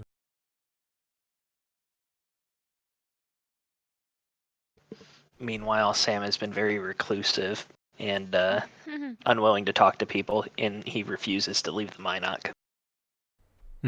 What a punk. So anyone near Norda discussing the Blockade Bandit with IT3 is going to overhear that he wants to do some repairs to the main repulsor lift. There's some work that they want to do to the sublight engines. He mentioned something about needing a new turbo laser actuator, and stuff about the navigation sensors. Okay. But once it is Right. revealed, go ahead. No, I just want to make sure I'm hearing it right. So they want to repair something, basically. Yeah, you Okay. hear him make comments about the blockade bandit. Blockade band, is that what you said? Bandit. 'Kay. Like Smokey Sorry. and the blockade bandit. I just wrote blockade and the bandit. Sorry. No, it's fine. Yeah. Engine work, navigation array work, some stuff with the repulsor lifts, and then the turbo lasers. I But feel like, have we come again- across one of those before? The turbo laser actuator. I want to believe I've heard it mentioned before, but maybe I'm crazy.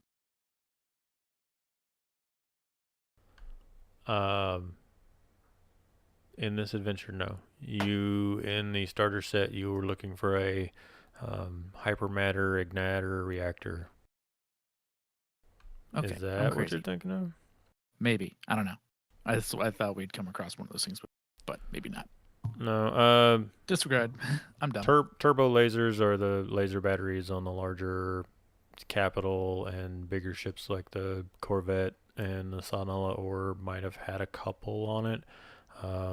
Obviously, Star Destroyers and stuff have turbo lasers, but I cannot think of a reason that you would have had anything to do with a turbo laser in this adventure. Seems reasonable. Cool. Once it's revealed that Kratala and Harsal is with y'all, like I said, IT3 will give that information up if just time alone doesn't indicate. Norda shifts the conversation to whether y'all were able to get any of Kratala's technology from the Sonala Ore, or whether we would basically be starting from the ground up here. And he's like, they're having a full side conversation. It is up to y'all how much y'all want to be involved in this. Y'all can totally go shopping. Y'all can, rest up or whatever. You don't necessarily have to be part of the negotiating and the catching up and the talking. So it's up to y'all. Okay. Since I'm relatively heavily involved in the black market, I'd like to be present at the conversation between Harsal and Norda. Sure. At this point, it's a bunch of storytelling mostly. Norda's asking Okay. questions, and Harsal's talking about, how tough and not fun at all it was to spend 20 years on Cholgana. And that. Did you think he'd crumble? Do you think he'd just lay down and die? No. No.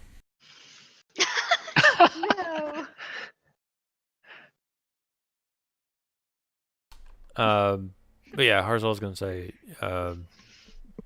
yeah, I mean, we did what work we could. Kratala was implementing cybernetics into many of the species there. We had a few trophy specimens that we were looking forward to showing off once rescue came. However, based on the time, we were very hopeful in that the message pod we had fired off to Ropak, Riom's dad, sorry. We were hoping that the message pod that we sent off to Ropak would have, meant rescue came fairly quickly. It was just a couple of decades too late. But we still have Kratala, and we have her technology, and we can get things going.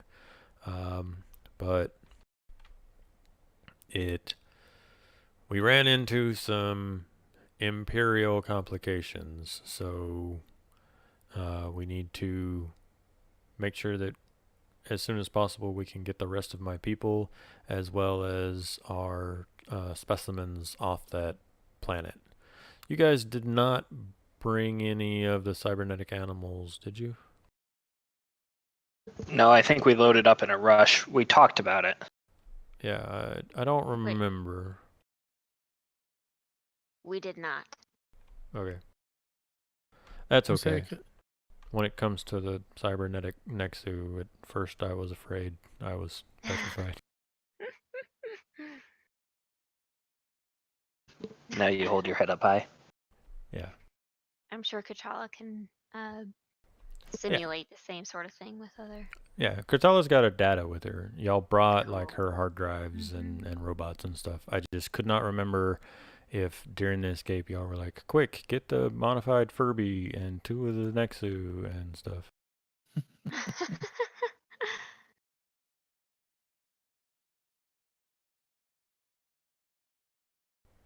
Yeah. Okay. Cool. So are they doing any like planning or mostly just waiting for No, y'all? again, like y'all have been off the ship for a half hour, hour tops, and it's mostly about like you have a dozen people who've not seen civilization in 2 decades, and a lot of them are like, Mhm. holy shit, a hot cup of coffee. Mm-hmm. So, again, y'all opted for mostly scientists and the engineers and stuff like that. So, they're very much like taking a moment to just enjoy not having to worry about a Nexu coming out of the jungle or one of theirs in the cages escaping and murdering everyone. It's just nice to be like Sure. in a place. They're not that chained up little person. Yeah. Got it. Okay. All right. It Let's took see all here. the strength that they had not to fall apart. They just kept trying hard to mend the pieces. Might as well just finish it out and get the rest of the song out there. See, now I'm sad that I don't name the episodes. Like, we don't have an episode named Hush or whatever. Oh, yep. It's just episode 12, not, you know, Beyond the Rim, episode 12, I Will Survive. Hey, Never know what to do for the hey. next one. But yeah, sorry to be so lame, but there's a whole bunch of talking and stuff like that. It Okay, is that's fine. late afternoon here, and things are kind of winding down. If anyone asked about possible living quarters and stuff like that, they will gladly show you. Hang on, let me make sure it's 6, not 7.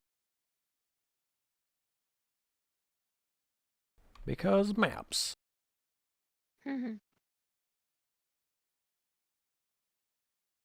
Just out of like pure curiosity, is there anything that's off limits?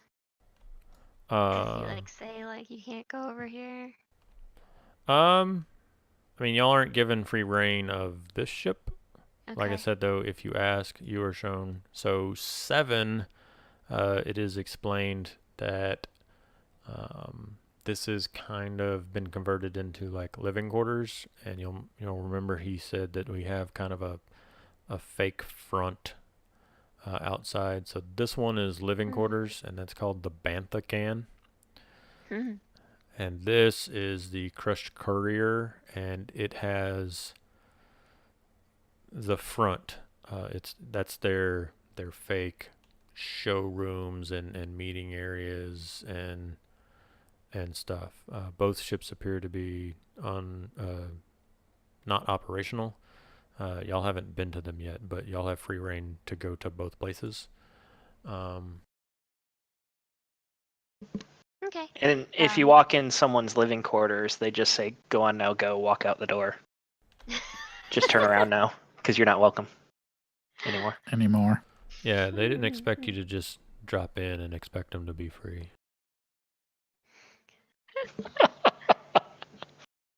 Can You I guys be are like terrible.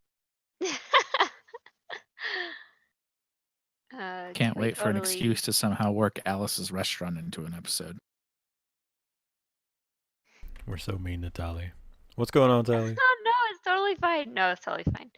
I was gonna ask if I could like shamelessly use Sam to just start patching up the cheeky. So like just kind of take whatever time is necessary to start putting some of the mechanic stuff to work. Yeah, you can get anything you want. And then I'll like check in with Sam every once in a while just to see how things are going out there and make sure like we're all good and they're not trying to like take our ship or anything. Well, what are we gonna do with the stolen one? Because that thing's a pile of garbage now. Yeah, that one we may have to leave. It depends. I don't know if that one's gonna work out. I can fix up a bit. It won't be too bad. I mean, if you want to, go for it. As long as I'm it just still saying. runs, I will fly it until I steal a ship that is better. I mean, they're somewhat well equipped, right? You said they'll give us what we need, right? What do you mean? Like To to fix fix the the shit? Yeah. No. Remember the correction was we can... Clarification. We'll not give you what you need. We can get you what you need. Like it was not a we'll provide parts and labor. It was, oh, you Right. need a new blank? Okay, well, we're a company that acquires things, and in a scrap heap, we can probably do business. Well, since Kodo crashed it, as much as he's willing to pay for parts, I'll put them on the ship and fix it up. Okay. Again, we'll do research on actual time spent and cost spent. Shouldn't come into play this session, so we'll check it out in between. Okay. We'll But get you somewhat patched up, Kodo. I'm Cool. calling the ship Kodo now because I'm okay with that. I was actually just talking to you, but we can call the ship Kodo if you want. Also note It's no that you longer the are Night you are welcome to It rename is Kodo the Night Flyer. Flyer. Ooh.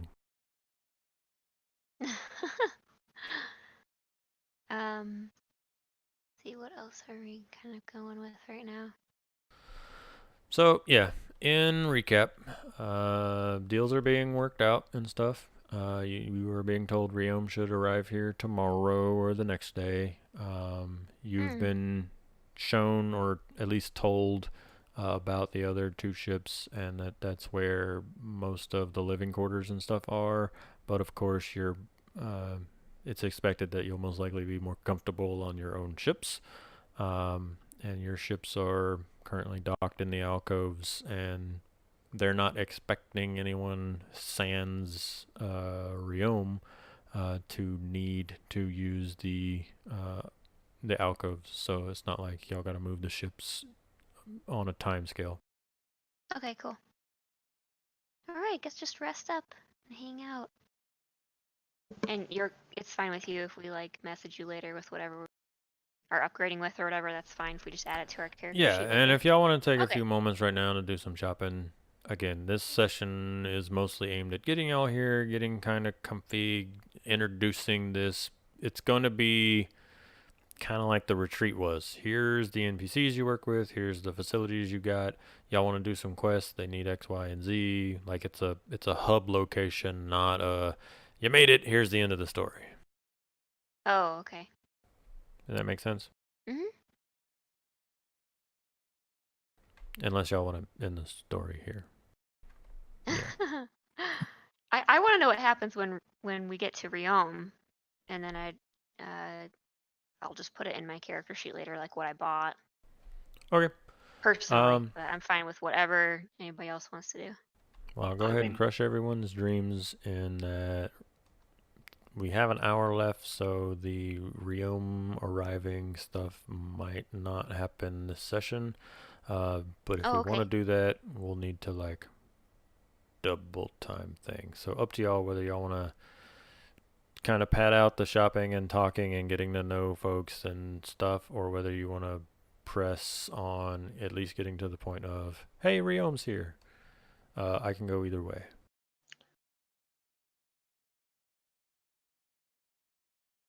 Double time it is. Double time. Doo-doo. I mean, I would just spend the downtime working on the ship anyways. Okay. Sam and I would. Okay, so you spend most of the afternoon enjoying, like I said, somewhere that wasn't the confines of your own ship or a backwater jungle. It's Raxus Prime, and it's, a scrap heap, but inside of the Corvette, living's pretty nice. And then come evening time, y'all can retreat back to your own ships. I have a box text for you. So it's probably late evening at this point, and we're gonna hand wave this to cover for the fact that y'all have two ships, because he totally just approaches your ship. But Nordo's gonna come up, and whoever comes out to greet him, or whether it takes him coming onto the ship, he's just gonna say, "Hey, have you ever seen a Jawa trade skiff? They're one of the few things that qualify as sightseeing when it comes to Raxus Prime, because you kind of never really know what you're gonna to get out of any of their deals. They dredge up all sorts of interesting stuff, and half the time I think I should wear a hazard suit, and the other half it's damn near virgin on treasure. Occasionally they find something really, really good. There's a few skiffs right now that's pulling up to the number 3 alcove, and if you want to come with me, we can see if they have anything interesting this time. Who knows? Maybe they'll give you a deal on something that you can bolt to this rust bucket ship of yours." Cool. It's actually I'm excited it's to like. actually Oh, in the sorry. box text that he insults your ship. I love that. Oh, All right, okay. I'm giving him the stink eye again. Great. It Yeah. ain't no rust bucket. Yeah, very offended. Second of all, I don't like you. Third of all, I need parts, so I'll go. Yeah, I'll tag along. I'm excited to flex my black market sort of smuggling muscles. And don't ever come back to our ship unannounced, all right? Don't speak to me or my son ever again.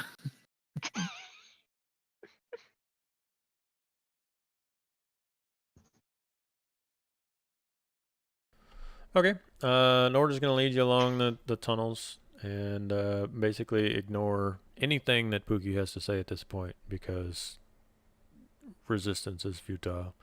But he's going to lead you to the far alcove, number 3, and you'll see that the curtain is kind of pulled aside, and there are 3 large repulsor lift powered skiffs floating along the edge, kind of where the junk kind of cliffs off into the pile that descends down towards the lake.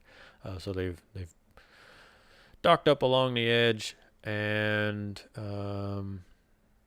they're very similar to the skiffs that you saw fishing that droid out of the lake when you came in low for your landing. One skiff is piled with parts and equipment that looks like mostly like starship and vehicle stuff, like not like personal gear, but like pieces of ships and vehicles. The second has a collection of various crates, tanks, and containers, and the third is covered, like it has a covering over the actual skiff itself, and it has droid parts, various droid chassis, and there are several Jawas across multiple skiffs, and 2 or 3 of them are like frantically waving in their little stubby Jawa arms, like, "You should come check out my skiff," kind of almost like they're competing for, even though they're one group, like, "Come my way," kind of thing.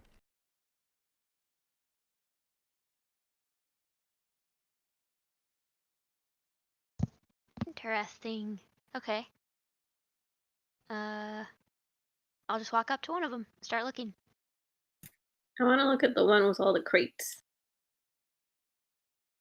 Crepes, they have breakfast? Haha. That sounds good. Okay. Let's see here.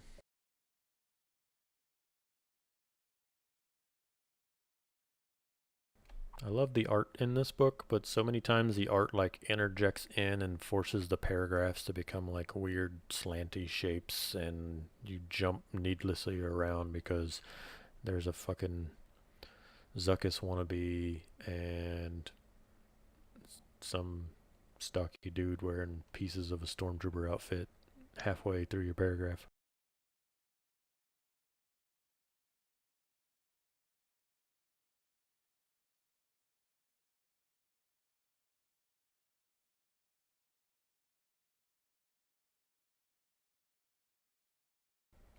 does not really tell you any of the shit in this Jawa cart. Come on, book.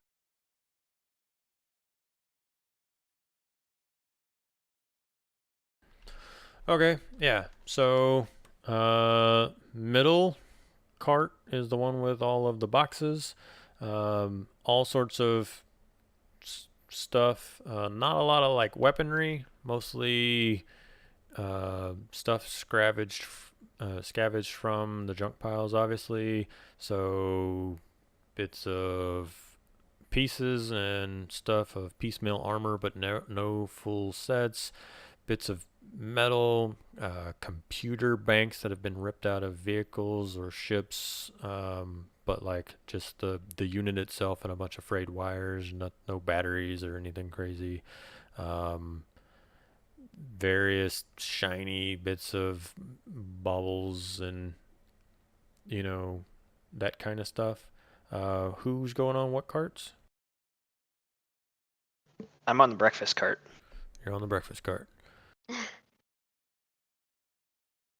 As in, I'm following Samira, because I thought she said something about breakfast. Did Zamira say something about breakfast? She said crepes. Oh, But crepes. it sounded like crepes. Got it. I have a Okay. cute census. You got a cute ass. Some cute Oh. senses. That too.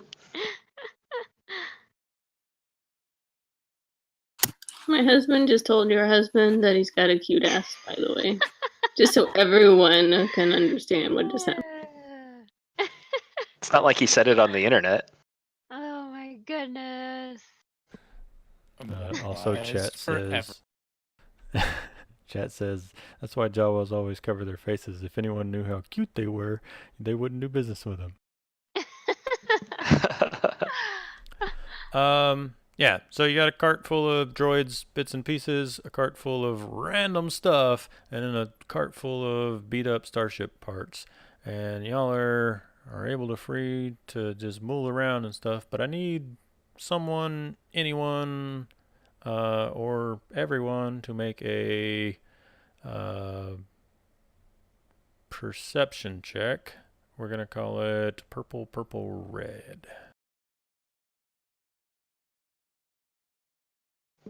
Is there any setback? None that I know of. Can you say there's like 2 setbacks so I can remove it with my acute census? I feel like I would do more harm than good if I did a perception. Are you asking it of everyone or just? Whoever wants. You don't have to. Just giving I you a don't want to chance. act like it's. I'm perceiving for you. Come on, get 'cause that my despair. perception- Exactly. That's what I'm worried about. I only have 2 greens in that. Okay. Zamira, you are like upper half of your torso down into this box and digging around, and you get kind of bored of this crate and you turn around and you find like a big rack of various things. Again, no real weaponry, but you find this really sweet. It's clearly meant to be like a part of a vehicle, like maybe like the stabilizer rod on the front of a speeder bike or something. But you almost think that it could be used as like a bludgeoning weapon, like a two-handed staff. Like that's immediately where your mind goes with this. Kodo and Pookie, however, particularly Pookie, but both of you kind of get the like hair on the back of your neck standing up Oh. feeling, and you notice that the Jawas haven't talked to you at all, and I don't know if anyone speaks Jawa, but the Jawas aren't even trying to communicate in any way aside from frantic hand signals and pointing at various stuff. There's been absolutely no talking done yet, and 2 or 3 of them seem like off, like not quite the right size and shape of Jawa. Tali, something's wrong. There's no See. breakfast here. You would say they don't look like they would be played by 12 local children, including one of the producer's kids. That is correct. These Okay. Jawas are not played by local children or the producer's kids. I'm like rooting through junk, and I kind of like wave him away at first, and then Like No, you do no, with there's something Jawas. wrong. Yeah, There's I wanna supposed to be walk breakfast. over What's to wrong with these the two of Jawas? you and be like, anyone think these Jawas aren't very Jawa-y? okay, I'm on alert. 2 of the 3 people have told me now that I'll put my I'll draw my weapon. Okay. Weapons start getting drawn. Is anyone else drawing Whoa, weapons? whoa. Just because they don't have breakfast doesn't mean we should shoot them. No, but like for real, is anyone I've else shot someone pulling for guns? less. Wait, for real? What'd you say? Everybody else is pulling guns too? No. Oh. Tali pulls out a gun. I need to know who else is drawing weapons. I'm I pull drawing. out my gun and I'm gonna start looking at it like I'm looking to see if I can add parts that I'm looking through, like sifting through the parts, looking at my gun. Okay. I take out my axe, but I start comparing it to the thing I found. Yeah. Both of y'all give me a deception check, and we're gonna call Ooh. it purple, red. Feel free to force points, etc., or destiny points rather. Oh, Does yeah, it we got a lot of have those. does it have any setback? I have convincing demeanor. It allows me to remove a setback. Just kidding. Why That's don't you like ever all add I can setback hide. to our rolls? Jeez. 2 purple, 1 red. Because normally you do such a great job of putting yourself in a situation where you don't have a setback, you have a shitstorm. All right. Deception Also, there was check. a bunch of setbacks in the junkyard juke that got wiped away by various flying talents. Oh yeah. Except for me, who could have been wiping them away, but didn't because I had not put in my skills. Like skill jockey. Classic gotten that rid of. guy. Oh my Jesus. Ah! Oh. Triumph and despair don't like Oh. cancel each other out, do they?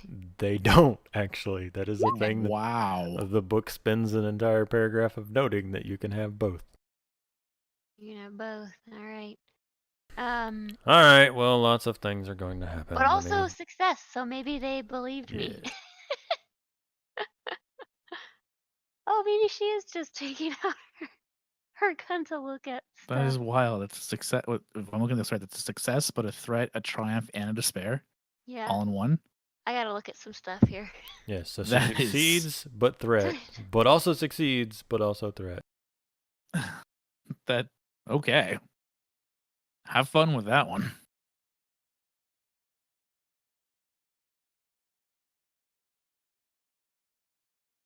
Hmm. Ooh, I know what I want to use my triumph on. If I can't, that's... What do you got? I would like to... Okay, let me say this right. I want to use it to do something vital, and I would like to turn over the closest cart to give us cover if they're going to start shooting at us. Okay. I have a quick Combat's turn. question. Yes, ma'am.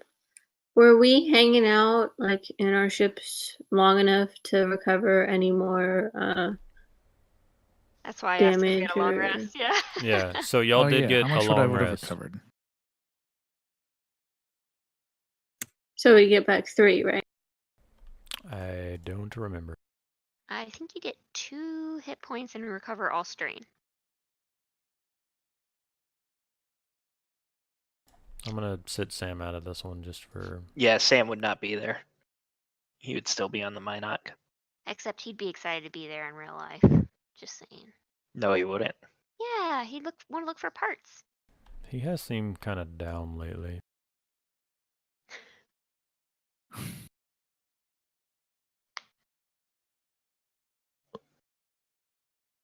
Just hasn't been the same since he got blown into like a bajillion pieces.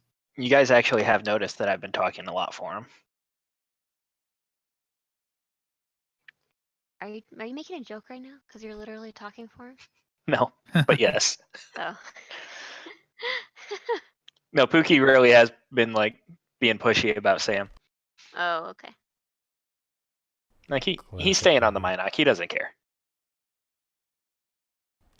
All right, who was on the middle cart with various supplies? It is Starship, droids, random shit in the middle. I was at random shit. I feel like I was, well, wherever I was, I ultimately walked over to Zamira and because Zamira and Oh, Pookie yeah, were 'cause there, you and did I the walked like, over and was like, "Rrrr." hey, these guys. Okay, so everybody's on the middle cart. Again, we are using our imagination. This is not a exact science of using the grid. But just as this whole, what? Let me back up. What did you want to use your triumph for? Oh, flipping a cover. I Got it. wanted to do like I I wanted to remembered. pull a full on like Jesus in the temple and just flip the fucking table over. Give us Got it. cover. Guess who was raised Amish? Yeah, but it's still kind of cool. All right. Okay, we can work with that. So, in your brain pictures, imagine this scene going down. Y'all are on a cart full of Jawas. Several people get the something ain't quite right here. Tali and Zamira make for like subtle, let me hide the fact that I'm getting my weapon ready, and one of them is pretty alright about it, but it seems like the trap has been sprung. Just it was going to spring whether y'all pulled guns or not, and the trap is sprung, and several of the Jawas like reach into their cloaks, and the one closest to where Kodo and Zamira is, which is right about where Norda is. Norda's like bending down into a crate when a blaster juts out from beneath the cloak of this Jawa, and several of the other Jawas like begin to fling their cloaks back, and they are not Jawas at all. More Rhodians? What? Are Oh they yeah. really? Please be more Uh, audience.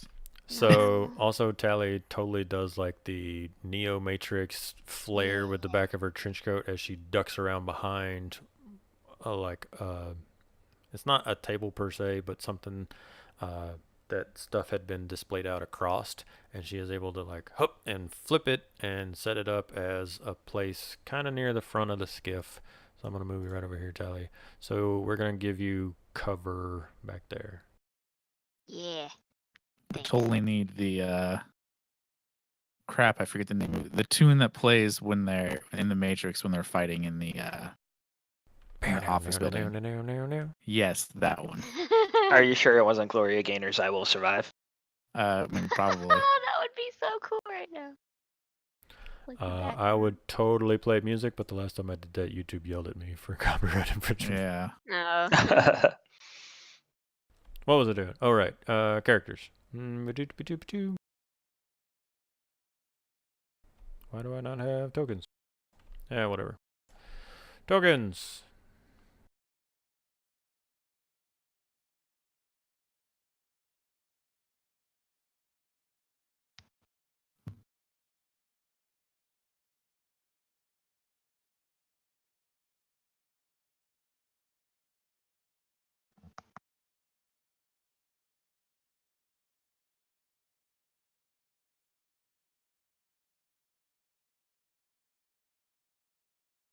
You'll be fine, guys. There's only like a dozen of them. They really were Rhodians.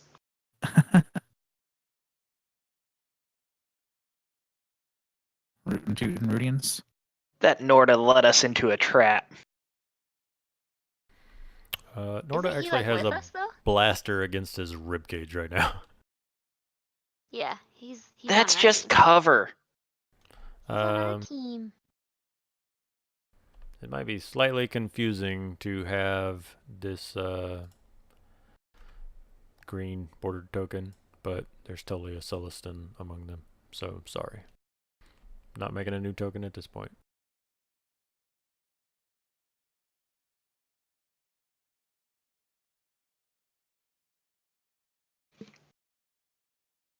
Do you have a green bordered Rhodian?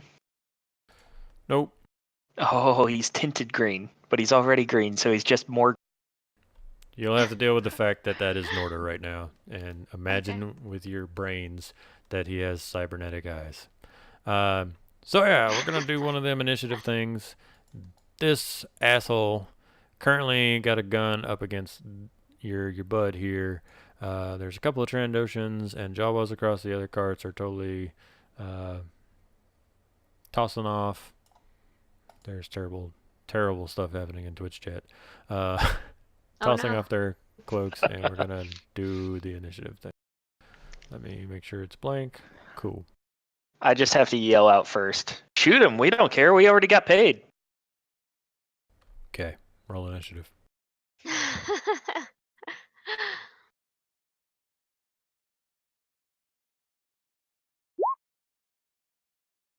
Wait, let me try it again. Yeah, there should probably not be There you anything go. in your dice pools. Is it cool or vigilance? Since it was kind of unexpected, we were It prepared, was. right? We were prepared. You Oh. saw. Yeah. So Hey, we're doing all I always right. forget which of those is which. We did good. Everyone succeeded. Everyone succeeded. Woohoo. There's a lot of PCs in our turn Yeah, order. initiative apparently does not replace when you re-roll. It just gives me another one. Oh so. no. Oh no. Let me I'm do the sorry. math here. Oh no.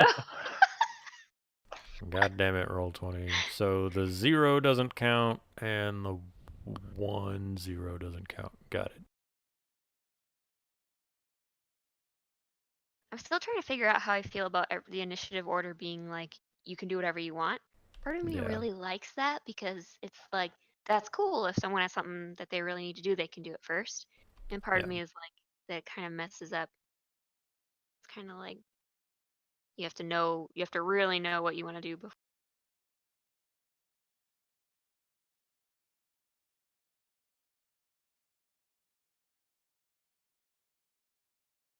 You know, I'm not going to customize this. I'm going to do it this way, because I am so smart.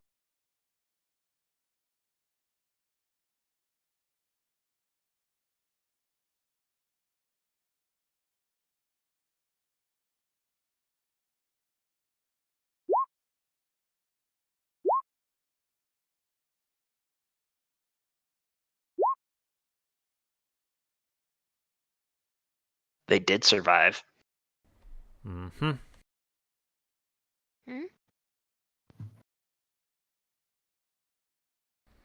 Okay, so it is 3 PC turns, 2 NPCs, the final PC, and the final NPC. All right, so who wants to go last?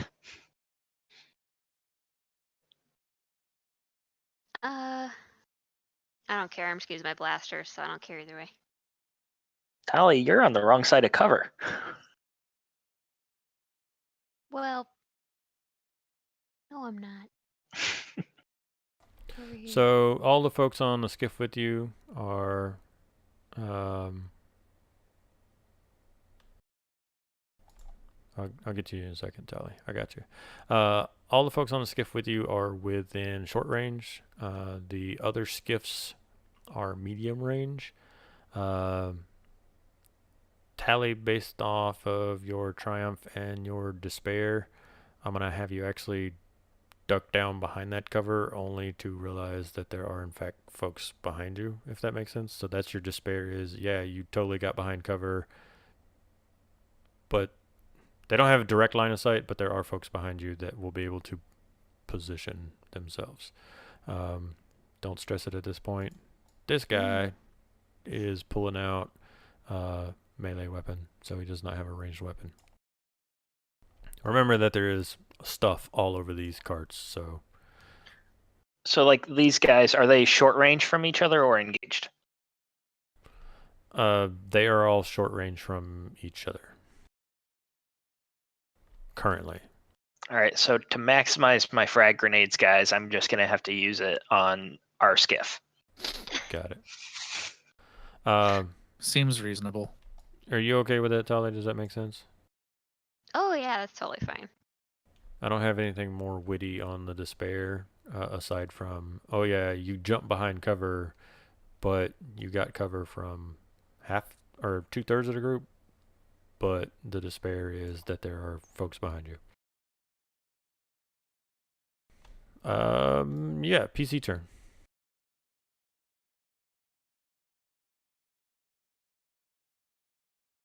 All right, I'll go first then.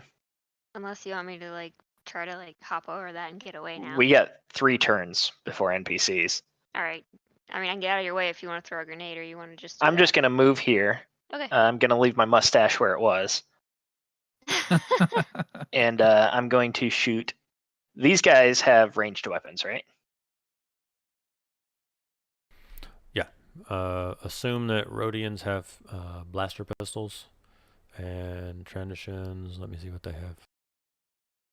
All right, so I'll draw my pistol, and I will shoot at the close Rhodian. And that would be short range, is what you said, or did you say medium? You're shooting at this guy? Yeah.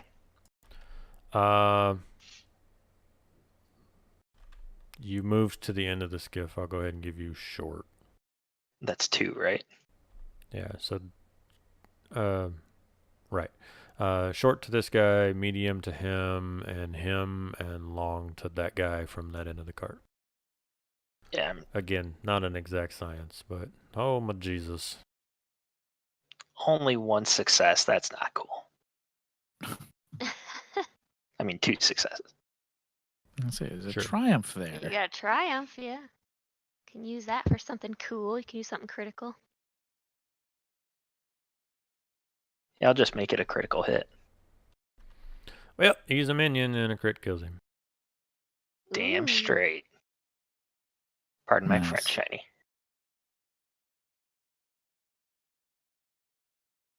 I'm good.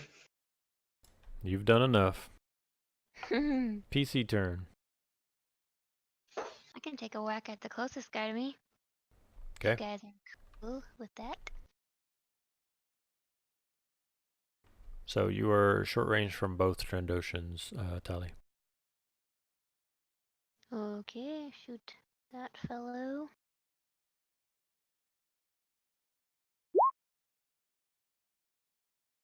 Nice. Cool. Should have been 2. 2 perps. Oh, sorry. I thought short range. I thought medium was 2 purple. No, engaged is 1, short is 2. Right? Yeah, I did 2 as well. If you just roll me a single purple, we'll adjust. Do the math. I can do that, right? How do I do that? Just roll that. Did I do that right? Yeah, there you go. So final result is Huh. just a single advantage, so you could Advantage? pass a Yeah, yeah. boost boost along. Yeah, I'll do that. Okay. Why does that one guy have a red dot?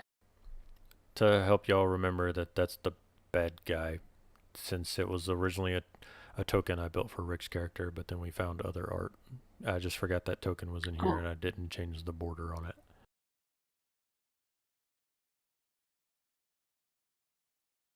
Can I go? Oh, actually, short range is 1 purple.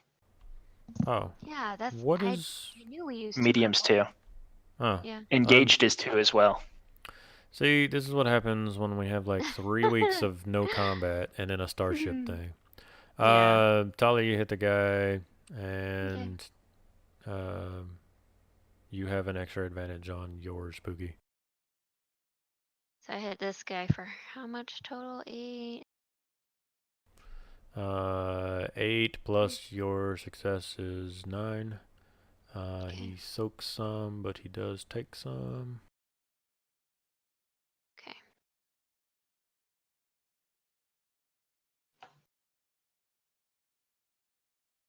You heard me about the your advantage, Pookie.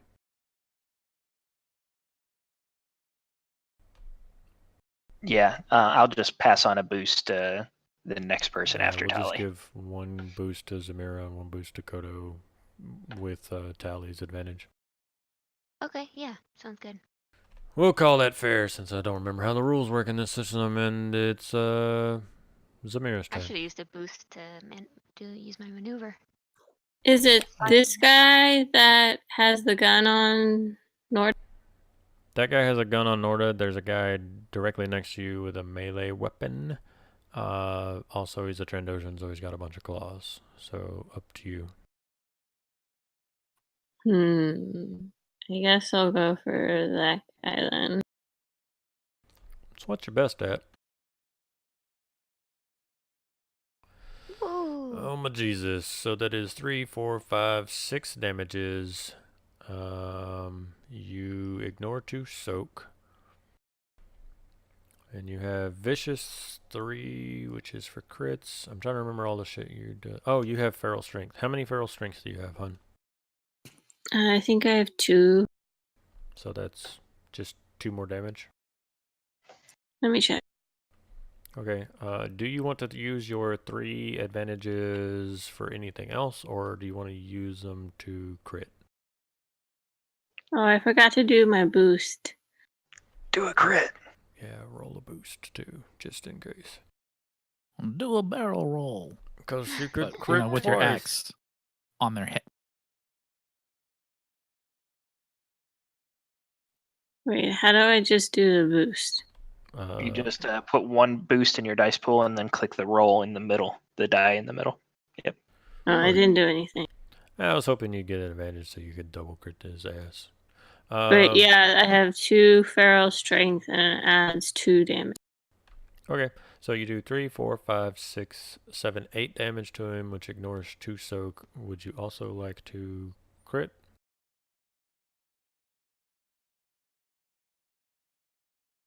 Hmm? Would you also like to crit, or what are you doing with your advantages? I'll crit since he can probably do things. I don't know. Do a crit. Okay. So you Crit roll, him so hard. you roll a d100. However, your axe has vicious 3 on it, so it adds 30. Do you have anything else that adds 2 crit rolls from your talent tree? I don't think so.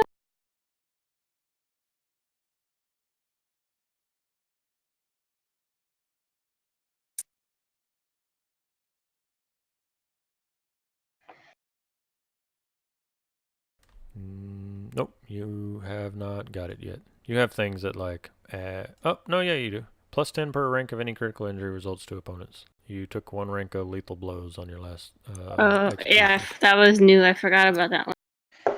So yeah, Nice. roll a d100 and add 40.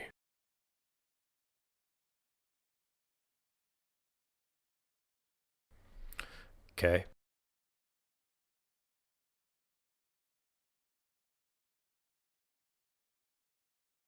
I'm on the spaceship critical.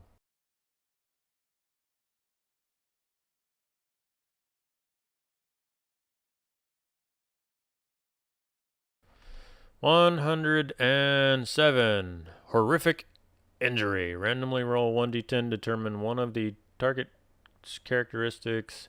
1 to 3 for brawn, 4 to 6 for agility, 7 for int, 8 for cunning, 9 for presence, 10 for willpower. Until this critical injury is healed, treat that characteristic as 1 point lower.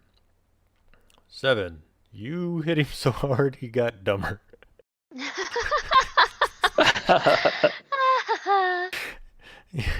You lowered his entire intelligence by 1 whole point. Wow. Well, concussions are serious injuries, you guys. Like, serious. You literally beat him senseless. That's amazing. I'm so glad you did that. Did the base game actually come with D10s, or do they just expect you to have those on your own? I think it expects you to have them on your own. Every dice set I've ever had only has proprietary dice. None They of which still want you are to use yeah. D10s on this. Yeah, none of which are a D10, I might add. Like, you can't even be like, okay, well, the advantage is Right. 1, so here's a game, buy our proprietary dice, but also you're going to frequently be rolling D100s and D10s. Yeah, your own dice. Fucking Fantasy Flight. I mean, And I was gonna say, to be fair, like anyone buying this, how likely is it that they're not gonna have a standard dice set? Well, Yeah, but, also, like- to be fair, a lot of people are getting introduced through this game because they were Star Wars fans, not D&D fans. yeah, there's definitely a percentage. I agree with you, Rick. Like, a large chunk of people are RPG players who are now playing the Star Wars RPG, but like the beginner game, right? Okay, we grabbed the beginner game and we're gonna play, and we've never played an RPG ever, which is why we're playing the beginner game. It comes with the dice that Right. we need to play, except it doesn't technically. Nothing in the beginner game like really. You might end up needing to roll a D100 one time or 2 times when people get crits, and I can't think of why you would need the percentile, but there's definitely the possibility, especially if you rolled a crit and got the right results. It's just very Fantasy Flight to have that minor oversight. Yeah. They got dice apps. Don't you guys have phones? I see what you did there. Uh-huh. Yeah, that joke's going to be immortal. Wow. All right, NPC turn. This guy's my favorite. Oh yeah, except his stat card is in chapter 1. Thank you, fucking book. This is the best ever. While we're railing on Fantasy Flight. The game is great. It's just the books are laid out. So Yeah, I mean, again, I get why it introduces it in chapter 1, so you know who this asshole is, so that when you meet him here, like, you as a DM know that he's here. But again, you have all of the fucking monster stats for the Rhodians and the Transitions. Why do you not have the guy who starts this fight be a stat card on that page? Don't get me wrong, I'm a big fan of Fantasy Flight. I've played quite a bit of their games. As Leah will tell you, I've spent too much money on Fantasy Flight. Mm-hmm. But they're too big of a company to get away with like the small company things that they let in. Yeah. wasn't that a thing with Blizzard for a long time, where it's like, oh, we're a small indie company while they're making like billions of dollars? Yeah, like I Yeah, remember that being kinda. a meme. like right at the cusp of the WoW taking off, StarCraft 2 coming out, there was a lot of like, really guys, like y'all aren't that like company that made those 2 games anymore. Y'all are Blizzard. Right. All right, the Sullustan is going to shoot Norta and do some damages, so he does get a shot off. As chat says, there is definitely a FFG rolling app. However, it is worth noting that you have to pay for that. So you can buy the proprietary Wait, dice what? that does not come with D10s, or you can pay to get the dice app for this game, which has a D10 in it, but not a D100. It's got percentiles, so you can roll 2 D10s. Well, I'm sure that's close enough. I don't understand why they would charge for a dice app when like there's all sorts of free. I mean, come on. I don't know if it's. I could write a dice app. I don't know. Shiny if said it's free. I don't know if it's free on iPhone. But let me. I'm not gonna distract from this. The asshole does damage. Somebody else can look it up in a second. All right, who's taking the damage? Norda. Norda took some damages. Oh, we don't care about him. Yep. Another NPC turn. Home Skillet here is going to jump off the skiff and run around this way and jump onto y'all's skiff, but it's going to take his whole turn to do so. And his companion is going to swing at Zamira. But now, while I was cussing about the dice app, I closed the goddamn dice app. Zamira, do you have any armor that gives me setbacks or anything? I don't think so. I don't think so either. Nothing, but he does have an advantage, so he's going to pass a boost off to the Rhodians who start shooting. Because that makes sense. PC turn.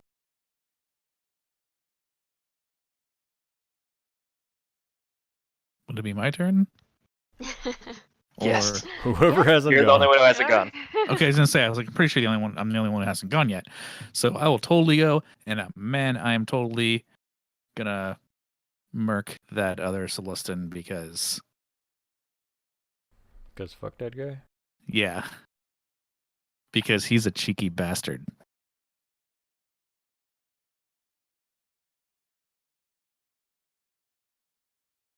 And what is that? Is that short, medium?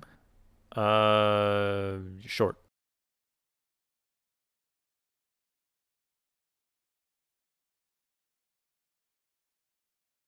If you said it, I didn't hear it. I heard something cut off. Short. Short. Okay, so it's just one purple. One purple. Doo-doo-doo. And weapon, right? Episode Is it- 12, everyone. Song lyrics and bitching about Fantasy Flight. Pew, We still love that. pew. So 8 damages. Oh, you also had a boost. Would you like to roll your boost to see if you can crit? You can almost crit. And it's a blue dot, right? Yep, just a blue one. Oh, another damage. I'll take it. You will. Well, will. 6, 7, 8, 9 damage. Okay.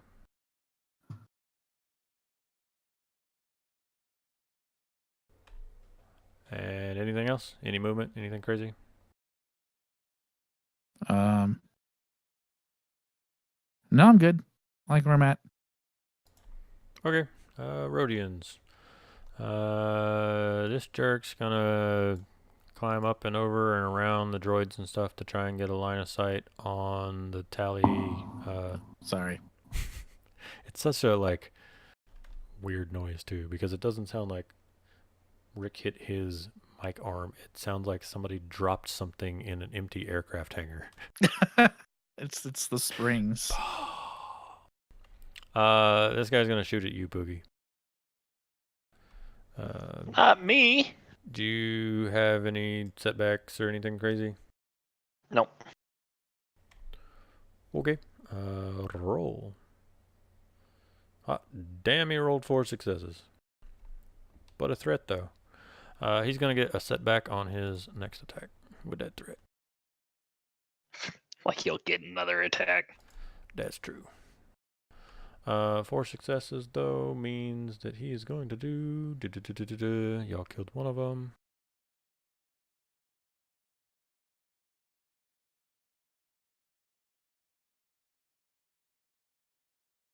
Stand by. Damage is 7, so it's 11 before soak.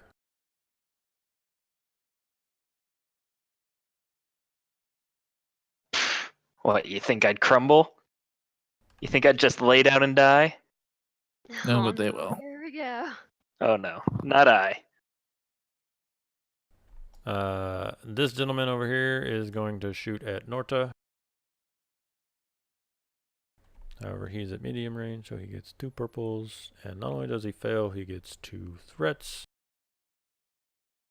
Just fucking setbacks for everybody.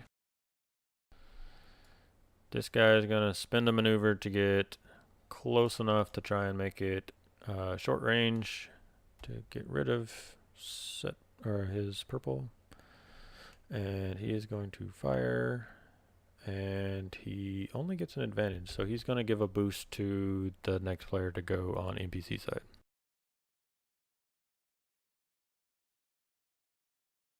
And it is top of the order.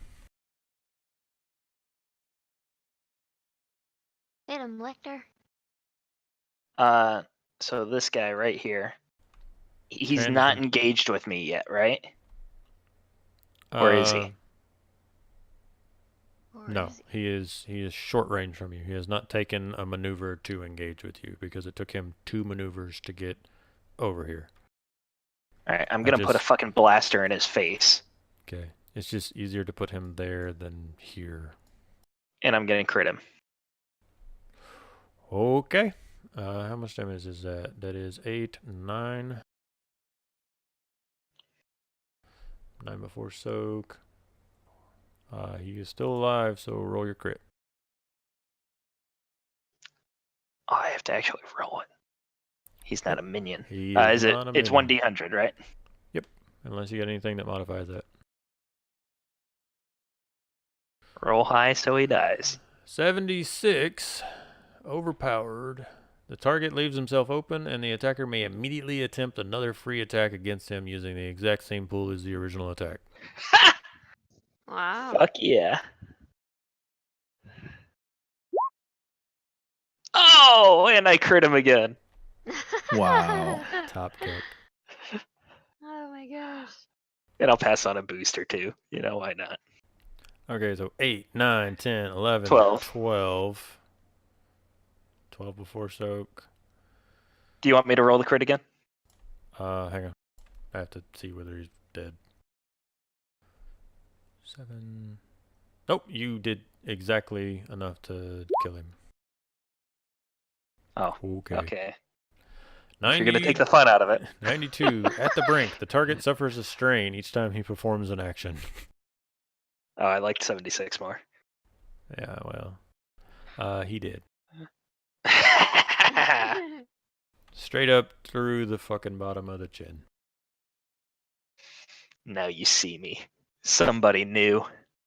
Oh no. Pookie shot first. Hmm.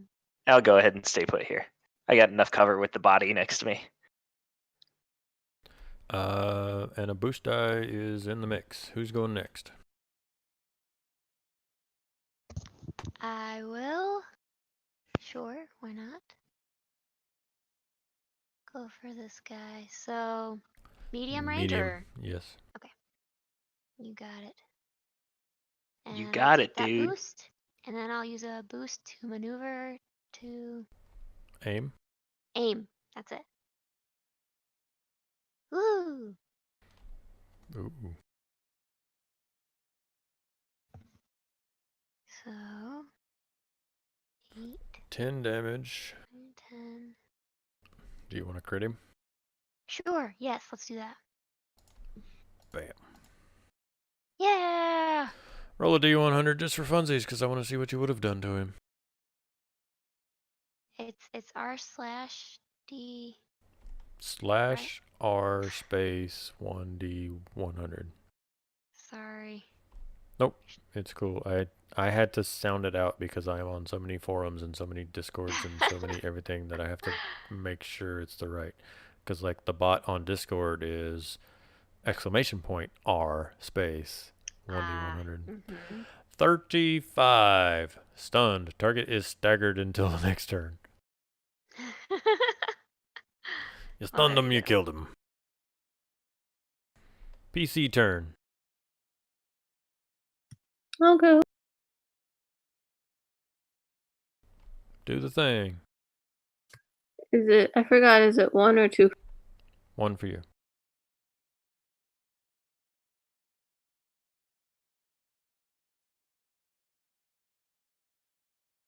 Ooh. Interesting. I don't know what that means. You have to successfully hit him to crit, I think. So you can't get 2 crits out of that. But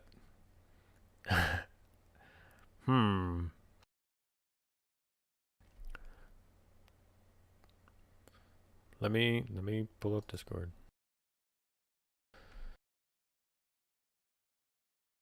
Why you gotta make it so interesting, hon?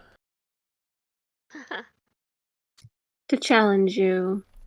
Yeah, y'all making me try this session. I thought y'all was gonna spend an hour or two fucking off talking to merchants.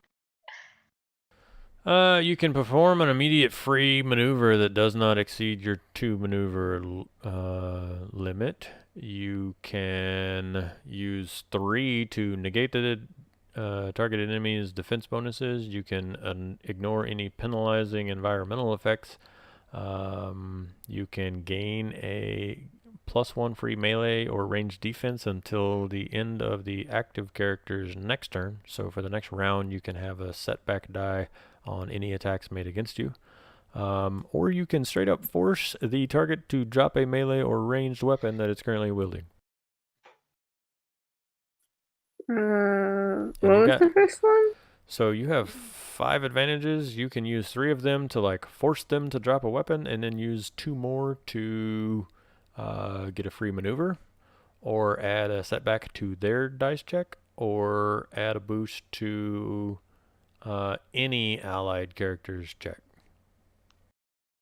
Drop it like it's hot. Drop it like it's hot. I'll go with making him drop his weapon and give someone a boost. Okay. If you spend 1, it's the next person to act gets a boost. If you spend 2, anybody can get a boost. Well, Kodo, do you want a boost for sure, or does anyone want one? I would gladly take a boost. Yeah, give it to Kodo. He needs all the help he can get. Alright, you can have one. I mean, you see how well I flew the ship? Come on. Okay, so you totally knock the vibro axe that this guy had out of his hands into the deck of the ship, and then you pass a boost along to Kodo, and it is NPC turn. And I need to bring back up my NPC sheet. And I need to change chapters because again, I didn't build this guy's character sheet because I'm a lazy asshole even though I had 2 weeks. I didn't realize that the NPCs were still alive. I thought we killed them all. Yeah, you're not that good.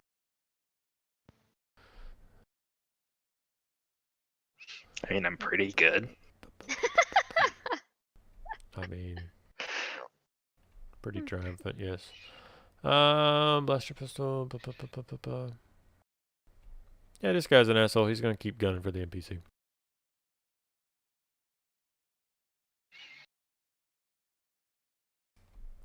And he's going to do 9 damage before soak.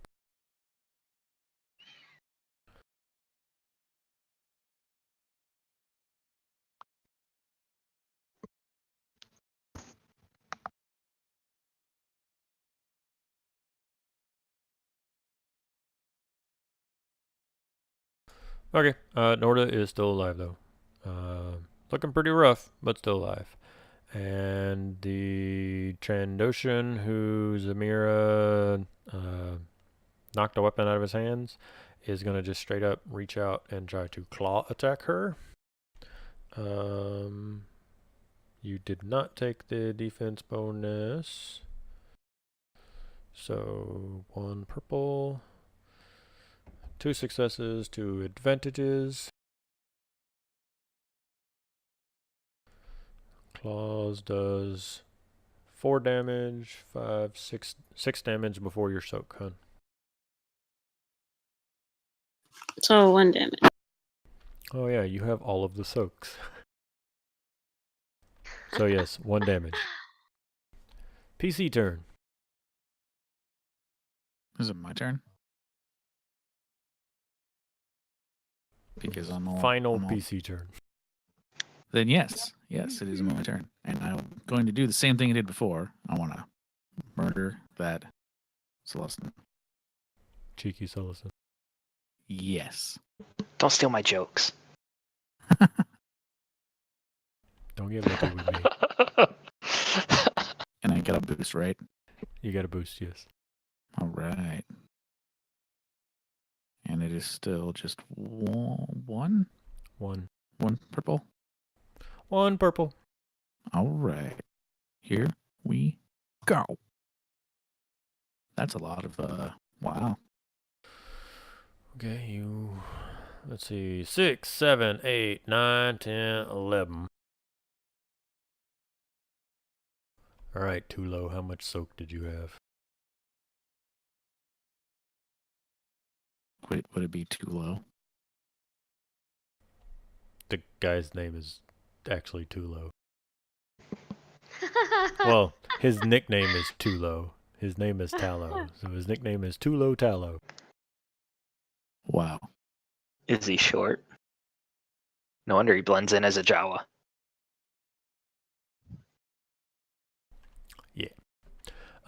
He's got 4 soak and you did 11, so he takes 7.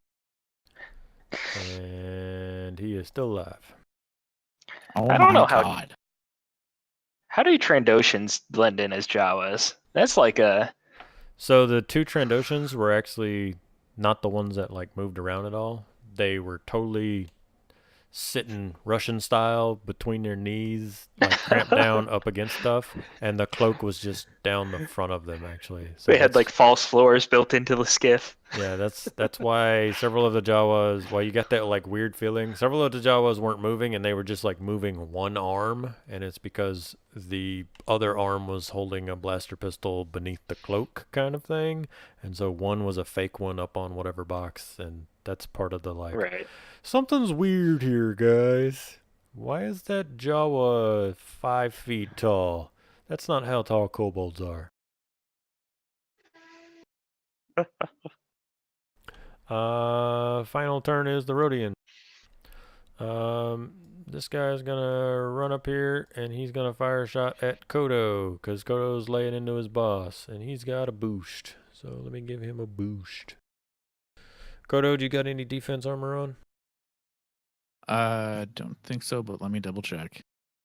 I don't think so. I know Sam had some. I don't think anybody else did. Yeah, I don't think mine has armor, but where the heck is that? Is that an item inventory? Yes. No, it's called padded armor, but it doesn't Okay. actually. Just says soak, no defense. Yeah. Man, even with his boost, he got 1 success and 1 advantage, so he's going to pass a boost off to his buddy, and he is going to do 7 damage to you before soak. Wait, nope.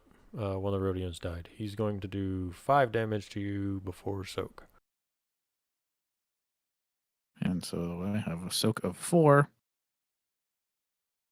Cool. You have a soak of 4? Nice. I have 2 naturally and 2 from the armor. Yeah, some people have brawn. I'm agile. Yeah, this guy is going to use a maneuver to get within short range of Kodo, and he's going to fire. And he gets a boost too, but he also gets a setback.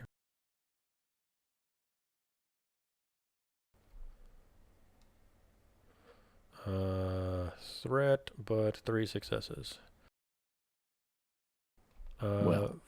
4 damage, but I think soak negates all of that for you. And he gets a setback on his next one. And top of the round.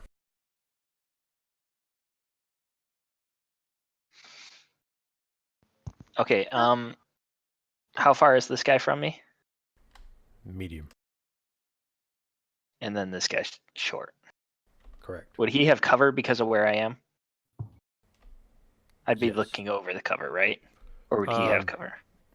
Without spending a maneuver, you can get a shot.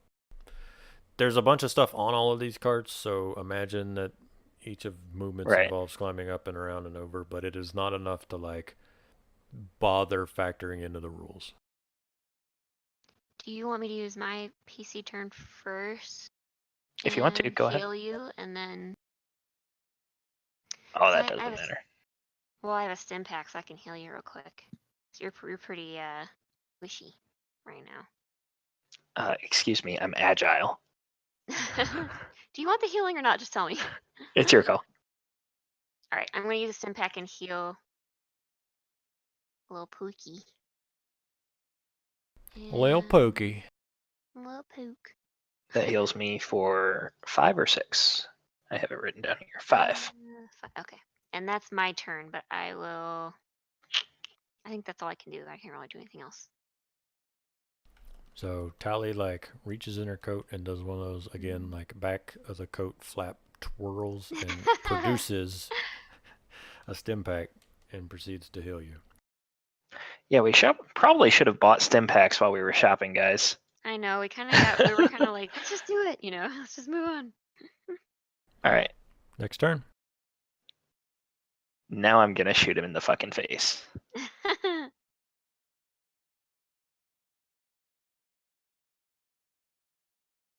Oh, don't you dare! No. It's funny too because the difference in 1 success and no successes for you is the difference in 9 damage and no damage. Wow. I mean, could I crit? Not Nope. without a success. It explicitly says on a successful hit. Oh, lame. All right, well, I'll pass on a boost because I'm distracting him. Would you like to give the boost Yeah, there to you the go. next turn or use 2 to give it to any turn? Both to Zamira. Okay. My Zamira, turn? you get 2 boosts. You can do that, right? I don't see why not. Thanks for the backup, Steven. I think you Yes. can. We've done it before. Hun, you get 2 boosts on your attack. I could just be cheating I right now. did. I'm sorry. That's fine. It's more cinematic and my voice is going anyway, so whatever. Oh, she hit him hard. I do put blue there. Yeah, you did. Nice. They're Very first. nice. And a triumph. Okay, Hun. You want to use Double that? crit. Yowza. You want to use that triumph for a crit and your crit for a crit? Sure. If that is the case, that is so the second crit doesn't crit again, it just adds 10 to the roll. So it is 1d100 plus 30 from vicious plus 10 from your talent plus 10 from the second crit. So a d100 plus 50. Yes, you are awesome. Until the end of the encounter, the target cannot voluntarily suffer strain to activate any abilities or take additional maneuvers. That's lame. Oh.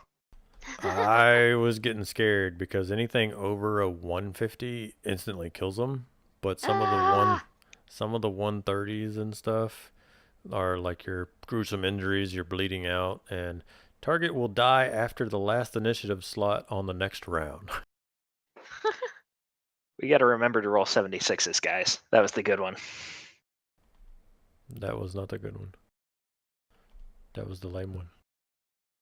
The 76 is the one that gave me the double attack. Oh. Oh yeah, I mean, if double attack's good, not like hitting them so bad they lose stat points. All right, so this guy cannot take any kind of strain voluntarily to do extra stuff or double moves or anything. Also, you did 3, 4, 5, 6, 7, 8 damage to him. Ignoring 2 soak. Ignoring 2 soak. I got your back, Sammy.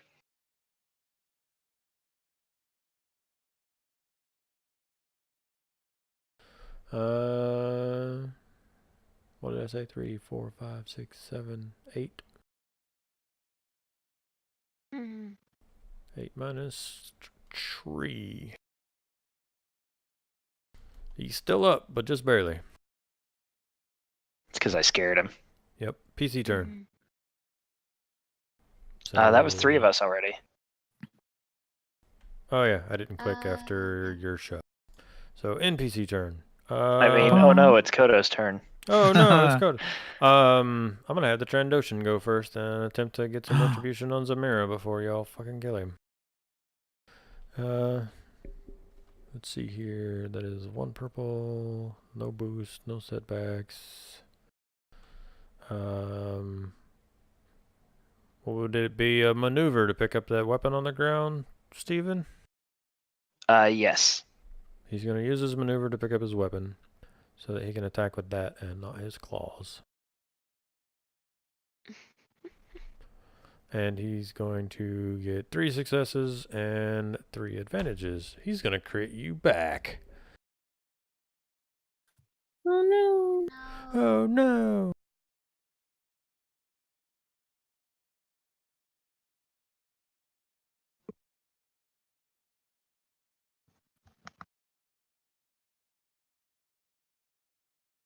It says rolling the dice, but it's not doing anything.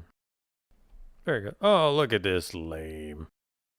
He's going to do 6 damage to you before soak, and he is going to distract you. The target He cannot tapped you on the shoulder. the target cannot perform a free maneuver during their next turn. Because you've moved around so much this combat.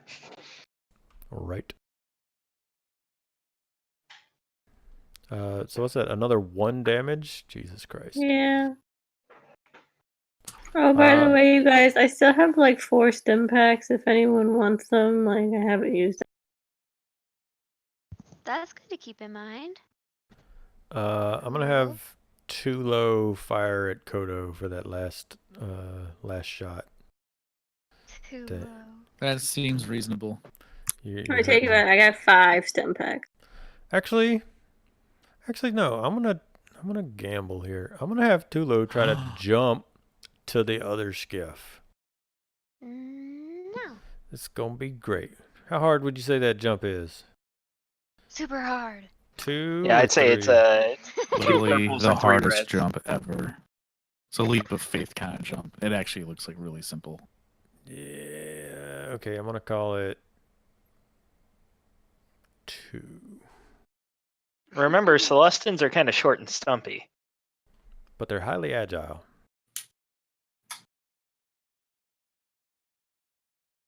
It's actually, that is a thing. All right, here we go.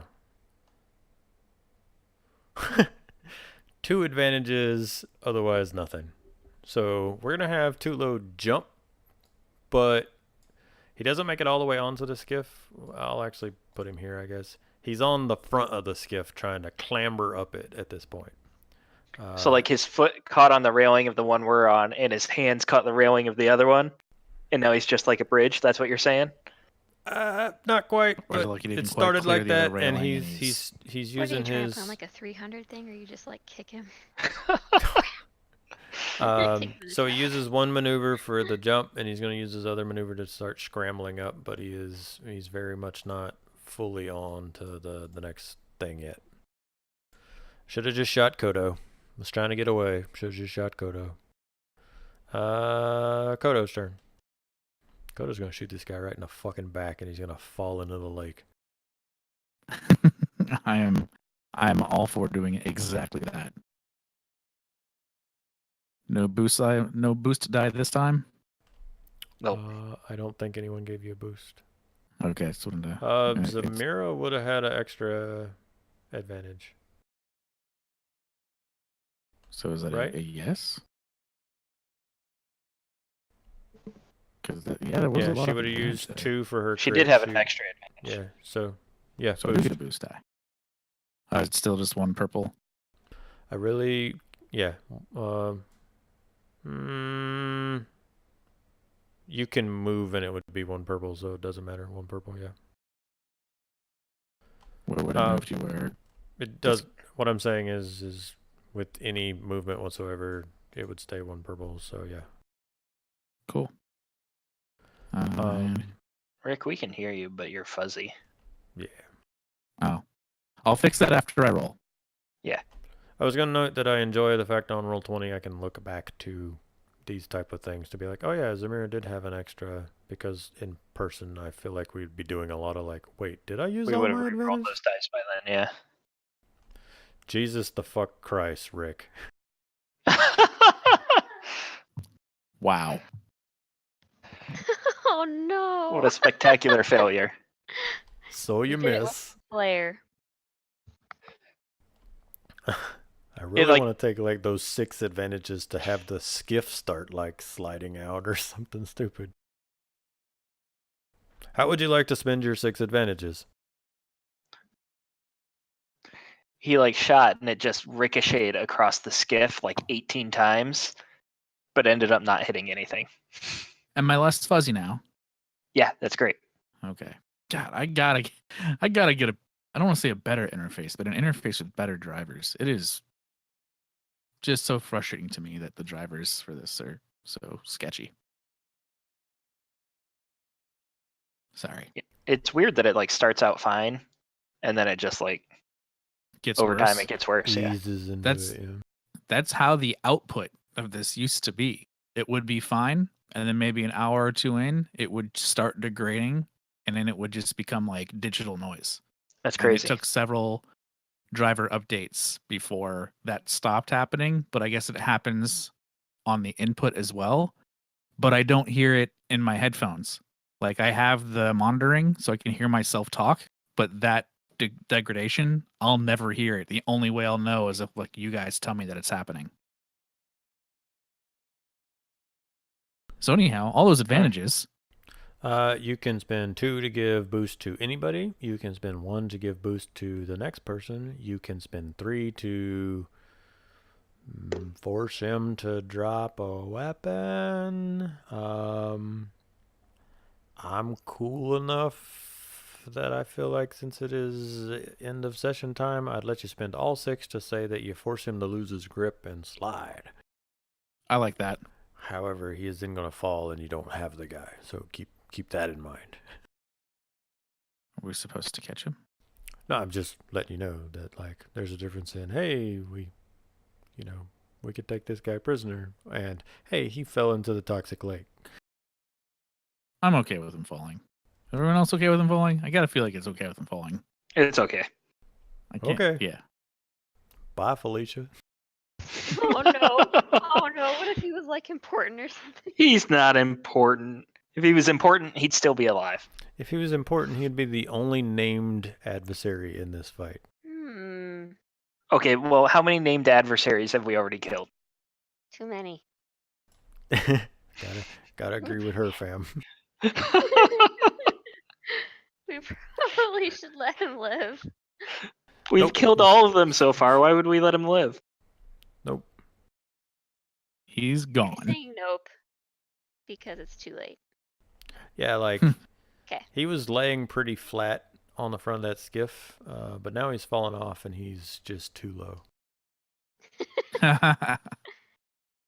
Do we get a Well- Wilhelm scream as he hits the lake? No, because then we'd be sinking too low. Ah! And we'd get a copyright claim. Oh my gosh. The quality and the humor of this session is just too low.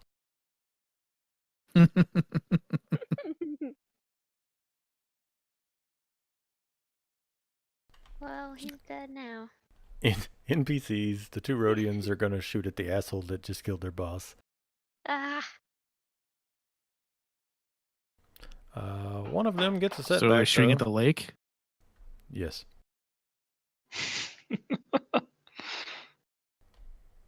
Rick, please take 7 damage from the asshole with the setback. That's pre-soak. Yeah, everything I give you is gonna be Okay. pre-soak. Ooh. And then 8 on the second shot. Pre-soak. 3 and 4. So that's 7 total. Pew pew. Actually, that's not a good time. Well, it's about time they started doing damage to somebody. I took a hit once. Yeah, well, you got a wife for that. Top of the turn. Tip of the spear. Hmm. Alright. So we got a Trandoshan and 2 Rhodians then, right? Yeah, do you want Correct. to try to shoot far? Or do you want like Samira to hit the close one? Yeah, Zammy can get that close one. Can I get like to here with a maneuver? Yeah. All right, so I'm going to do that, and then I'm going to take 1 strain to do another maneuver, which will be to aim. Okay. Which gives me a boost, and I'm going to shoot that guy in the face. That boost was useful. Okay. But I'm going to crit him as well, along Well, with he doing did. 11 damage. He did. Wow. Good job. I mean, what did you expect? Mhm. Anything else? Oh, I'm good. I'm good. I'm fine with 1 kill a turn. Okay. PC turn. Samira, do you want to try to take out your close by guy? All right.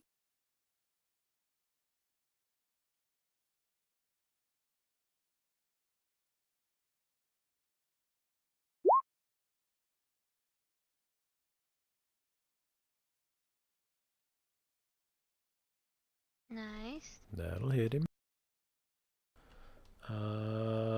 However, he does have enough soak that that's a wash. Oops. That's fine. Mm. Both y'all soaky beef sticks are just punching the shit out of each other over here.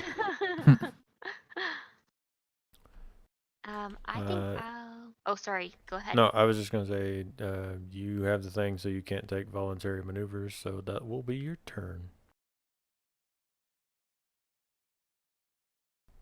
Or she can't take strain, from maneuvers. Tali.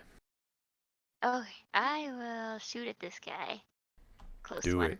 Shoot now, him a is he bunch. short? He'll just be short range, right? For me? Right, yeah, short. Cool.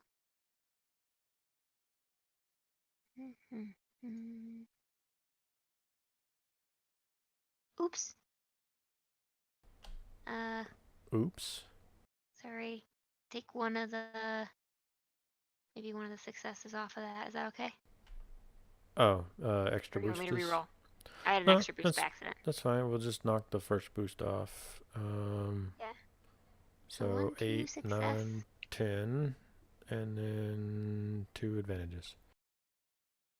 I can pass that on to So Kodo. that is 5 damage after. So 8, 9, 10. 10 yep, damage. that kills him. Yeah! Zamira, you Nice spent shot. 4 turns beating the crap out of that guy, and then Tali She did all caps the him. work. It's teamwork. Teamwork. That was all planned, of course. Kill stealing. Not on purpose, guys. Come on. I'm sorry. It's okay. I feel like if we counted up all the kills, I would still have the most. I think you're right. She's Hey, also I'm taking catching up Weird on you with flex, this but combat. okay. NPC How is that a turn. weird flex? I'm literally the melee character. That is all I do as flex. Like, that is it. She's literally flexing on the enemy. This final guy is going to fire a shot off at Pookie for 5 damages. Oh, wait, plus the success. 6 damages. Oh, you mean 2 damages. I mean, Please. sure. But then he's going to move back. Kodo is left, right? Oh no, you get boost.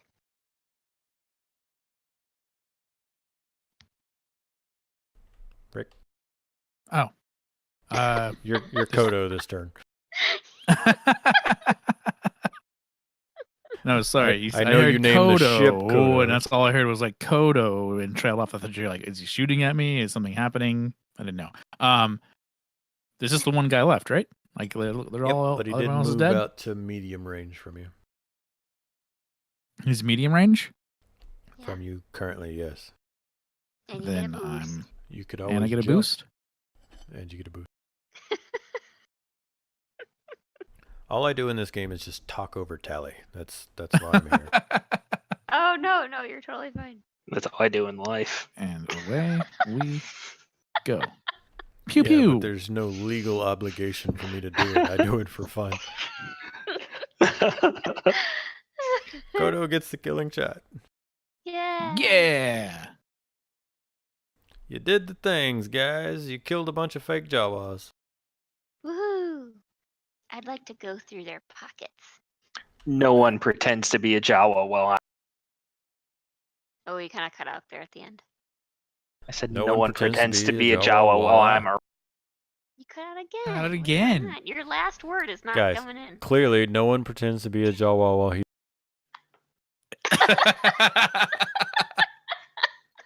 I'm glad that I'm not Laugh the it only up, one. fuzzball. Aren't you the fuzzball? You're literally the fuzzball. Haha, you're all very funny. I think it's funny. I was just gonna say I'm glad I'm not the only one with audio problems. Yeah, I'm just trying to make you feel better. Oh, thank you. I'm a nice guy. Yeah, so what's in their pockets? Are we gonna? So, I have more information for you, but it is kind of end of session. So, I'll make it quick and we can pick it up unless folks want to stay just a little longer. But as the firefight dies down here, it is immediately apparent that there are other, like, blaster firing going on. You hear blaster shots from down the tunnels. You hear blaster shots from the open air out. Remember, there's the alcove and the curtain is kind of drawn back. You can hear blaster fire in the distance outside, as well as blaster fire down the tunnel back towards the ship. Oh. So there's that. Sorry.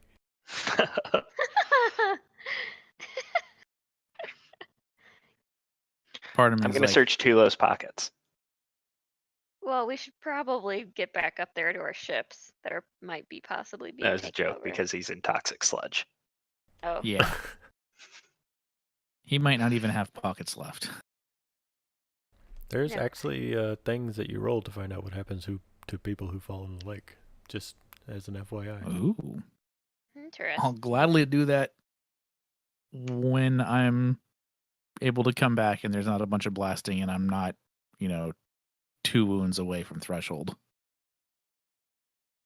Yeah, about I that. mean, Zamira has all her Stimpaks left, so.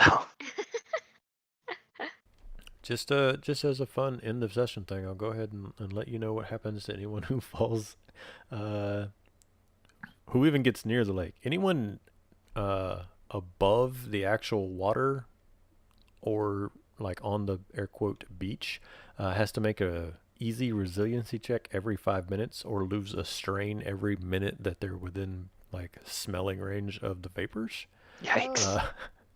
You have to have a breath mask or some kind of apparatus to negate the fumes effect.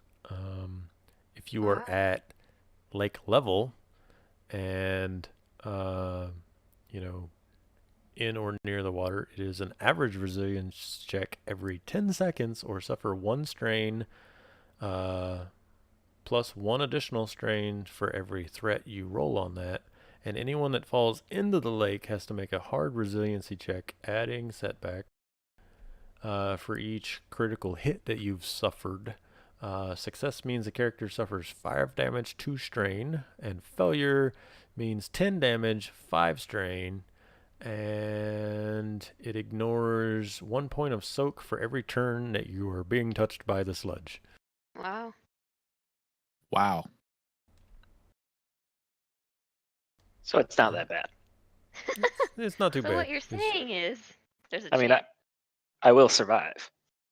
Yeah, I mean, it will get worse every single round, but it's not even survival checks, it's resiliency. I mean, that's how I grew strong. Okay. That's lots to think about for next week, though. Yeah, so think about Thinking where how you you did might want to head first and let me know. Okay. I can answer stuff in Discord and be like, oh, when you get to the fork in the tunnels, you hear blank this direction and blank that direction. But let's kind of get a game plan so that we know where y'all are rushing to, and I can properly prepare, because there is a whole bunch of shit happening right now. Okay. Cool. Cool. Welcome Cool. to Scrapheap Point. Yeah. Yay! I'm glad we got to play tonight. I was sad we didn't get to play last week. Also, Yeah. the name of this combat encounter was "It's Not Over Yet," Oh no. like the one y'all just did. It's not over yet. Oh. Well, apparently it's still not over yet. Right. It's over for Tulo because he got way too low. It's over because he went under. Rick's got jokes. Yep. He must I have wanna bought point those out- on his talent tree. No. Hey, did you see? I posted it in the chat, or in the Discord, like a plan for like the things I want to get. I just wanted to verify that I actually had as much XP as I thought I did. I saw it, but I wasn't able to look at it yet. Because I just had on my character sheet, I was tallying the total XP, and with the 10 that was mentioned earlier, I had 95 total. Let me look at the thing. And then I spent all but 5 of it. If you look at the picture, it's just like I have check marks for the things I already have, and then I put exclamation marks over what I was thinking about getting. Okay. Let me go ahead and end the recording and stuff, and then I will start checking out some stuff in the Discord.